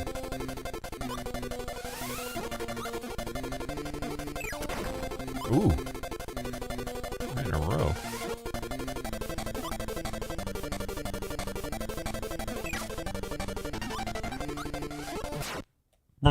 I'm dead. Well, that's fun. So yeah, I can now play it on a tiny screen, or I could play it here on a larger screen, and both would be acceptable. Now, I kind of want to play it on the larger screen for two reasons. First, you want to play your games on a larger screen, but second of all, there's no NDI delay. This is a regurgitation of what the actual signal is, and so it's immediate. Seems to work pretty fast. So I do prefer that over... I do prefer that over playing it over the SDI. I'm sorry, over the NDI signal. That was quite the journey. You should summarize what you did to fix the EOS camera. It could make a good YouTube, Instagram short. Oh, that's a good idea. Hey, I think of what the Panasonic HVX 200 and the HPX 500 could do with barely more than 720p sensors. It's true, and you know this USB webcam that I've got here, and now I've got this extra super long extension cord because I'm plugging into the front of that case. Maybe that won't be permanent, but anyways, I could have two cameras, right? Because that might be desirable in the end. So if we close out of this, what do you guys see? You're still seeing the game.